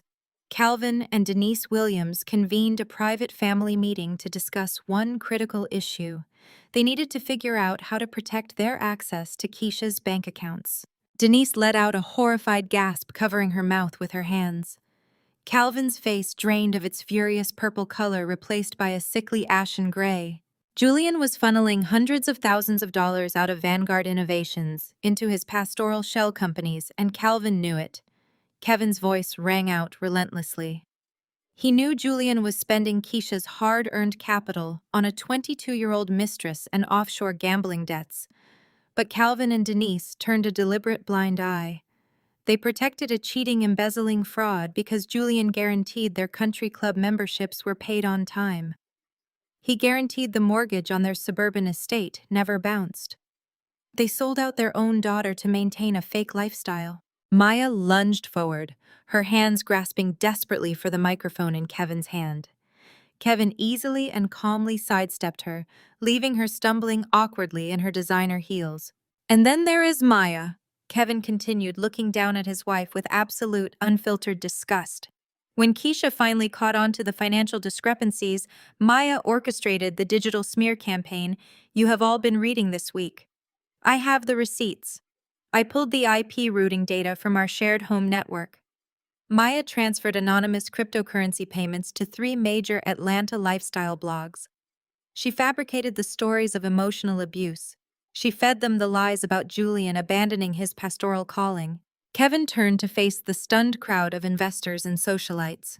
She did it to pressure Keisha into a quiet, highly lucrative divorce settlement before the Vanguard IPO went public. They wanted to bleed her dry one last time. The fallout was instantaneous and absolute. Maya stood in the center of the aisle, her mouth opening and closing without a single sound emerging. She looked around the room, making eye contact with the women she had shared mimosa brunches with just yesterday. They were looking at her as if she were a highly contagious disease. She was entirely speechless, stripped of her lies, and left holding nothing but the wreckage of her own envy. Calvin and Denise were socially vaporized in real time. The wealthy church donors, the real estate tycoons, and the legacy families they had spent decades trying to impress were shaking their heads in profound disgust. The elite crowd had just heard Julian call them easy marks. They had heard the absolute contempt he held for his own congregation. They now saw Calvin and Denise not as prominent Atlanta figures, but as desperate, greedy accomplices. I sat back in my chair watching the execution with perfect serenity. The trap had closed flawlessly. The poison had been drawn out and exposed to the sterilizing light. On the main stage, Julian had been reduced to a cornered animal. The arrogant, untouchable megachurch pastor was gone. He was sweating profusely, his chest heaving, his eyes darting wildly around the grand atrium. He looked at Calvin, who firmly refused to meet his gaze. He looked at Maya, who was staring blankly at the floor. He realized that the social safety net he had relied on his entire life had just been completely incinerated. He had to get out. Julian turned away from the crowd. He abandoned his family, abandoned his ruined reputation, and bolted for the nearest exit. He scrambled down the side stairs of the stage, his pristine white tuxedo jacket flapping wildly behind him. He headed straight for the heavy swinging doors leading to the catering kitchen, the exact same doors the maitre d' had tried to seat him next to earlier that evening. The crowd instinctively parted, pulling their evening gowns and tuxedo tails out of his way, refusing to let him brush against them. He reached the heavy wooden double doors, slamming his hands flat against the polished brass push plates. He shoved the doors open, desperate to escape into the humid Atlanta night. He did not make it past the threshold. Two men stepped out of the shadows of the service hallway, entirely blocking his escape route. They were not Vanguard security personnel. They were not museum staff.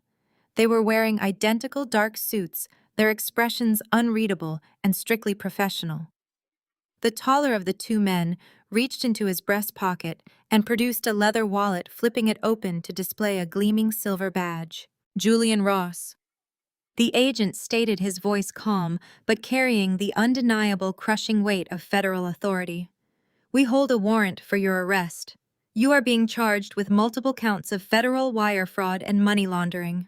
The harsh fluorescent lights of the federal holding facility were a brutal contrast to the soft silver-toned ambiance of the grand atrium. Julian spent the entire night sitting on a steel bench wearing the wrinkled, stained remains of his custom white tuxedo. The fabric was now a canvas of spilled champagne sweat and the gritty residue of a booking room. He had spent the last 8 hours listening to the echoing clang of heavy doors, stripped of his phone, his designer watch, and his unearned dignity. When his defense attorney finally managed to secure his release on bail just after sunrise, Julian stepped out into the humid Atlanta morning looking like a ghost. He was exhausted, but his arrogance remained entirely intact. His mind immediately went to work spinning narratives, constructing fresh lies, and plotting his retaliation. He convinced himself that the gala had just been a theatrical stunt. He believed I was playing a temporary game of intimidation. In his deeply narcissistic reality, he was still the handsome, charismatic pastor who could talk his way out of any corner. He just needed to regroup. He needed a hot shower, a fresh Italian suit, and a moment to strategize his counterattack. He hailed a rideshare from the courthouse steps, pulling his jacket tight around his shoulders to hide the wrinkled shirt, and gave the driver the address to the Midtown high-rise. This was his sanctuary. It was a sprawling, multi-million-dollar penthouse condo featuring floor-to-ceiling windows overlooking the city skyline. It was the lavish playground where he had entertained Chloe, drank expensive scotch, and laughed at my expense. It was his safe zone. The black sedan pulled up to the gleaming glass entrance of the luxury building. Julian stepped out, throwing his shoulders back and attempting to project his usual air of entitlement. He pushed through the revolving doors and strode across the imported marble floor of the lobby, heading straight for the private elevator banks. He did not make it past the front desk. "Mr. Ross." The voice belonged to the head of building security, a broad-shouldered man with a severe military haircut. He stepped directly into Julian's path, flanked by two other uniformed guards. "I am going to have to ask you to stop right there." Julian let out an exasperated, condescending sigh. "Look, I have had an incredibly long night. I am not in the mood for protocols. I live in the penthouse. Get out of my way before I have building management terminate your contract." The security chief did not flinch. He did not move a single muscle. "You do not live here, sir. You are currently trespassing on private property. If you take one more step toward those elevators, I will have you physically restrained and arrested." Julian scoffed, a nervous, disbelieving sound escaping his throat. "What are you talking about? I have the key fob in my pocket. My clothes are upstairs. My life is upstairs." The security chief reached into his blazer pocket and withdrew a crisp white envelope. He handed it to Julian with absolute chilling professionalism. "Your key fob was deactivated at exactly 8 o'clock this morning." Julian snatched the envelope, tearing it open with trembling fingers. His eyes scanned the legal document inside, and the remaining color completely drained from his face. He had always assumed the condo was a marital asset, a piece of property he could leverage or occupy indefinitely. He had never bothered to read the actual lease agreement. The document clearly stated that the penthouse was not leased to Julian Ross.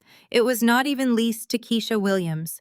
The property was leased exclusively to Vanguard Innovations Properties LLC, a corporate entity over which Julian had absolutely zero legal or financial claim.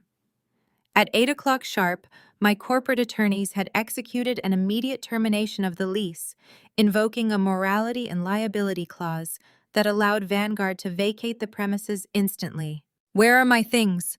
Julian demanded, his voice cracking, the panic finally breaking through his arrogant facade. "Where is my property?" "A corporate moving team arrived at 6 this morning," the security chief informed him, his tone devoid of any sympathy. "Everything belonging to you was packed, inventoried, and transported to a climate-controlled storage unit in Decatur. The rental fee is paid for exactly 30 days. The access keys are inside that envelope.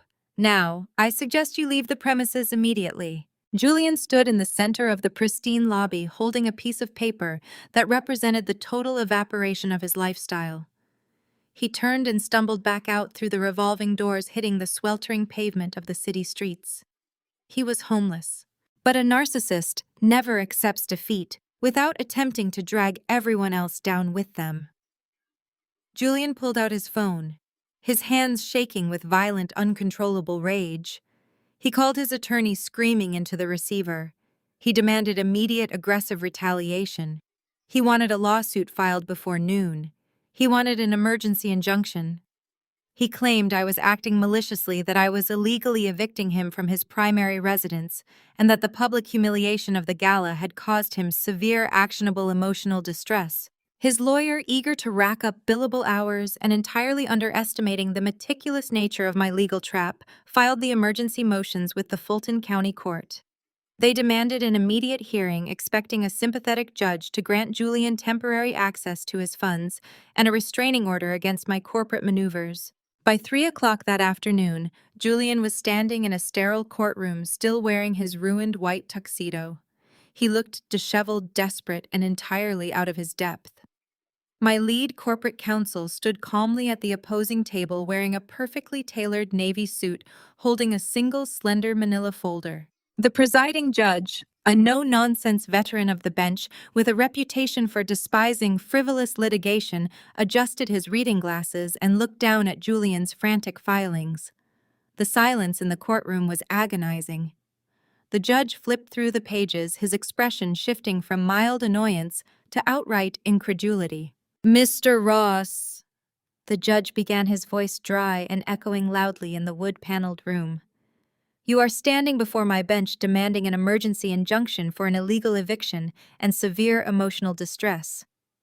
Yes, Your Honor, Julian replied, attempting to summon his pastoral charm, though his voice sounded thin and reedy. My wife is engaged in a vindictive campaign to ruin me. She locked me out of my home without notice. The judge let out a sharp, humorless laugh. He dropped the paperwork onto his desk with a heavy thud. Sir, you do not have a home to be locked out of. The lease is held by a corporate entity. You are not an employee of that entity, nor do you hold any equity within it. Furthermore, opposing counsel has just provided me with a copy of your post-nuptial agreement. Julian swallowed hard. The post-nup. He had signed it years ago, blinded by his own greed, assuming it was just a formality to secure a higher monthly allowance from my personal accounts. This document is ironclad, the judge continued, tapping the folder. You explicitly waived any and all rights to Vanguard Innovations, its holding companies, and any assets acquired under its corporate umbrella. Your wife did not evict you. A corporation terminated a lease. You have absolutely no legal standing in this courtroom. But the emotional distress, Julian pleaded, his voice rising in panic. The public humiliation she subjected me to. The judge leaned forward, his gaze piercing directly through Julian's pathetic facade. Mr. Ross, you are currently out on bail, facing a multi-count federal indictment for wire fraud, embezzlement, and money laundering. You are accused of utilizing a fake religious foundation to siphon hundreds of thousands of dollars into offshore gambling accounts. I find it remarkably audacious that you are standing in my courtroom complaining about emotional distress, while the federal government is actively preparing to send you to a penitentiary. The judge struck his gavel with a resounding final crack. This lawsuit is entirely frivolous. The motion is denied. The case is dismissed with prejudice. I strongly suggest you focus your energy on securing competent criminal defense counsel, Mr. Ross. You are going to need it. Julian stumbled out of the courtroom and pushed his way through the heavy oak doors. He stood in the long, echoing hallway of the courthouse completely and utterly alone. His pockets were empty. His bank accounts were frozen by federal mandate. His mistress had blocked his number and vanished. His luxury condo was gone. His reputation was reduced to radioactive ash. He walked out into the blinding late afternoon sun. He looked at his dead phone screen, realizing he had absolutely nowhere to go. There were no more luxury hotels willing to extend him credit. There were no more wealthy church members willing to offer him their guest houses. He had burned every bridge, manipulated every friend, and exhausted every lie. There was exactly one door left in the entire state of Georgia that might possibly open for him. Julian swallowed the bitter, choking bile of his completely destroyed pride. He walked toward the bus stop, his ruined tuxedo drawing stares from the passing pedestrians. He was going to have to crawl to the suburbs. He was going to have to knock on the front door of Calvin and Denise Williams. Julian dragged his feet up the long, winding driveway of the sprawling suburban estate in Alpharetta. The blistering Georgia heat beat down on his shoulders, baking the sweat and grime into his ruined white tuxedo. He had spent the last 2 hours navigating public transit, a humiliating ordeal for a man who had not stepped foot on a bus in a decade. He expected to find sanctuary behind the massive oak doors of Calvin and Denise Williams's home. He expected them to pull him inside, offer him a stiff drink, and join him in plotting a counteroffensive against me. He was entirely wrong. As Julian crested the top of the driveway, the illusion of their perfect, untouchable wealth shattered before his eyes. The manicured front lawn was littered with heavy brown moving boxes, stacks of bubble wrap, and black trash bags. Calvin stood on the front porch, his usually impeccable golf attire replaced by a sweat-stained t-shirt. He was aggressively ripping packing tape across a heavy cardboard box. Denise was sitting on the front steps, clutching a porcelain vase to her chest, her face streaked with ruined mascara. The imposing aristocratic aura they had projected at the gala just 24 hours earlier had completely evaporated. "Calvin!" Julian called out, attempting to inject his voice with its usual pastoral authority. "I need to come inside. The federal agents confiscated my assets. I need a place to regroup." Calvin dropped the roll of packing tape. He slowly turned around, his eyes locking onto Julian. There was no warmth in his gaze, no complicit alliance. There was only a feral, desperate rage. "Regroup!" Calvin spat, his voice trembling with a terrifying fury. "You parasitic fraud! You come to my house asking for shelter after what you did to us. You told me your offshore accounts were untraceable. You told me the pastoral shell companies were bulletproof." Julian held up his hands in a placating gesture, taking a step forward. "Calvin, listen to me. Keisha got lucky. We can still turn this around. We just need to pool our resources." "We do not have any resources," Calvin roared, his voice echoing off the brick facade of the mansion. "Kevin locked us out of the family trust at midnight. Keisha severed every single corporate tie, every joint account, every line of credit we had. The bank called this morning. Without the Vanguard capital backing our loans, this house is in active foreclosure. We have exactly 30 days to vacate the premises before the sheriff physically throws us out onto the street." Denise let out a loud, pathetic sob from the stairs, rocking back and forth. Julian stared at them, the reality of the situation finally piercing through his narcissistic armor.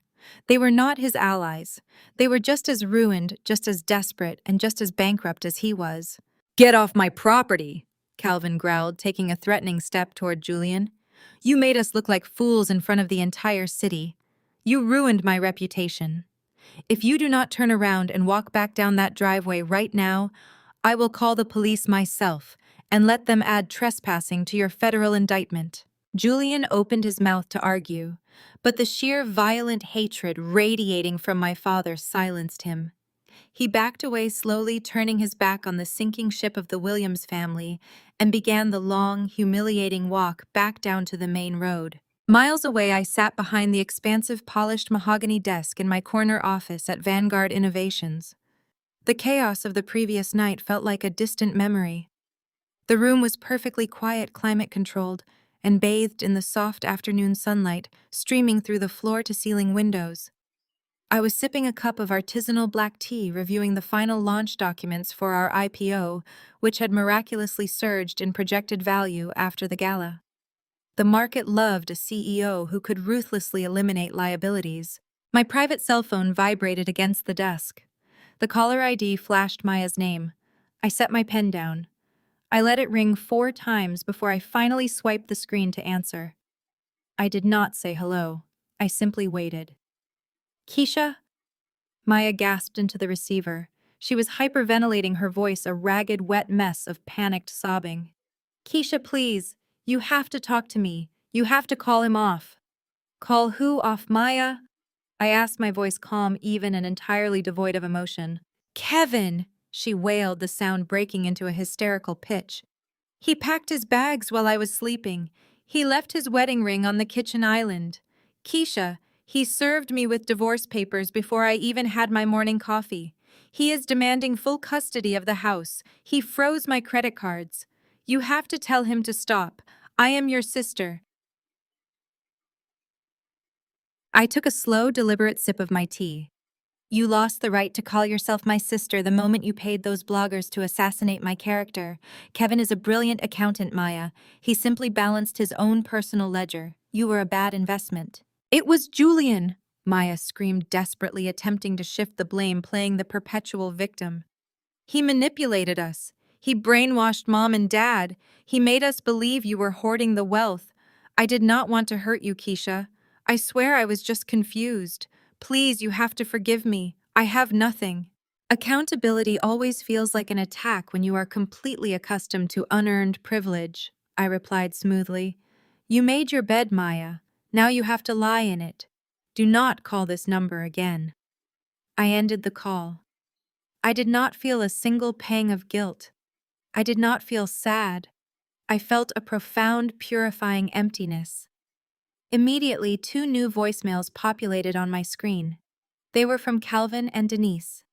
I placed the phone on the desk and tapped the speaker icon. My father's booming, arrogant voice had been reduced to a pathetic, shaking tremor. "Keisha, baby, please pick up the phone. It is your father. We are losing the house. The bank is taking everything. We know we made a mistake with Julian. We were wrong. We are so sorry. But we are blood. We are family. You cannot let them throw your mother out onto the street. Call me back, please, Keisha, save us. The second voicemail was from Denise. It was just 2 minutes of breathless crying, begging for a reconciliation, pleading for me to open my checkbook one last time to rescue them from the ruin they had entirely brought upon themselves. I stared at the phone. For 34 years, I had broken my back trying to earn the love of a family that only viewed me as a financial utility. I had starved myself of affection, accepted their constant criticisms, and tolerated their blatant favoritism, all in the desperate hope that one day they would be proud of me. I reached out and pressed delete. I pressed the intercom button on my desk. My lead attorney, David, answered immediately. David, I instructed, my voice crisp and commanding. I want immediate cease and desist letters drafted and hand-delivered to Calvin Williams, Denise Williams, and Maya Williams. If they attempt to contact me, approach my residence, or step foot within 500 yards of this corporate headquarters, I want harassment charges filed instantly.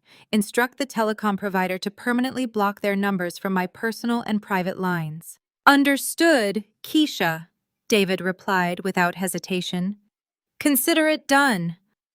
A moment later, the heavy glass door to my office swung open. David walked in, carrying a single slender manila folder. He crossed the room and placed it gently in the center of my desk. The final paperwork, David said quietly. The judge expedited it this morning after Julian's disastrous attempt at a lawsuit. It just needs one signature. I looked down at the crisp white paper. It was the final divorce decree, the absolute legal termination of my marriage to Julian Ross. Fast forward exactly 1 week. The soft, steady hum of the Gulfstream G650 engines provided a comforting background noise. I sat in the plush, cream-colored leather captain's chair of my private jet. We were currently 35,000 feet over the Atlantic Ocean, heading directly for London to close a massive international expansion deal for Vanguard Innovations. The cabin was silent, luxurious, and entirely mine. I wore a custom-tailored burgundy silk pantsuit, my hair perfectly styled, my skin glowing with the unmistakable radiance of a woman who had finally excised the poison from her life. I looked down at the mahogany table in front of me. The divorce decree rested perfectly straight on the polished wood. I reached into my bag and pulled out a heavy gold-plated Mont Blanc pen. I did not hesitate. I did not shed a tear. I uncapped the pen and signed my name across the dotted line with a bold, sweeping stroke. I closed the folder, handing it to my assistant sitting across the aisle. I leaned back in my chair, signaled the flight attendant for a glass of vintage champagne, and looked out the window at the endless blue horizon. I had let go of the last remaining remnants of my desire for their approval. I was free. Down in Atlanta, the sky had broken open. A torrential, violent summer downpour soaked the city streets. Julian sat huddled on a cracked, graffiti-covered wooden bench under the small, rusted awning of a MARTA bus stop. The awning offered almost zero protection. The heavy rain lashed against him, soaking him to the bone. The designer white tuxedo, once a symbol of his arrogant vanity, was now a transparent, filthy rag clinging to his shivering frame. His expensive leather shoes were submerged in a puddle of muddy street water. He had no umbrella. He had no destination. He was waiting for a bus. He barely had the exact change to board. His hands shook violently from the cold as he reached into his soaked pocket. He pulled out his smartphone. The screen was severely cracked, a spider web of shattered glass obstructing the display. He had to hold it at an angle to avoid the raindrops pooling on the screen. He opened his social media app, driven by a masochistic need to see the world he had been banished from. He tapped on the glowing circle at the top of his feed. My Instagram story filled his cracked screen. The image was breathtaking. It was a high-resolution photograph taken from the balcony of a luxury penthouse suite in Mayfair. In the foreground, my manicured hand held a crystal flute filled with golden, bubbling champagne raised in a toast. In the background, the iconic London skyline glowed brilliantly under a clear, starlit night. Julian's eyes tracked down to the small, elegant text written across the bottom of the image. The caption read, "Self-made, self-kept." Julian lowered the phone. The screen went black. He sat entirely alone in the pouring rain as the bus finally pulled up to the curb, splashing a wave of dirty water over his ruined shoes. The most profound lesson from this story is that true power does not lie in seeking validation from those who are determined to misunderstand you. For years, the protagonist endured emotional abuse and financial exploitation to appease a toxic family dynamic. However, her ultimate victory was not merely the public exposure of her betrayers, but the reclamation of her own self-worth. By strategically using undeniable truth as her weapon, she dismantled the facade of her abusers. It teaches us that setting firm boundaries and refusing to be a victim is the first step toward genuine freedom and authentic success. Please share your thoughts in the comments below and hit the subscribe button for more empowering stories about reclaiming your life.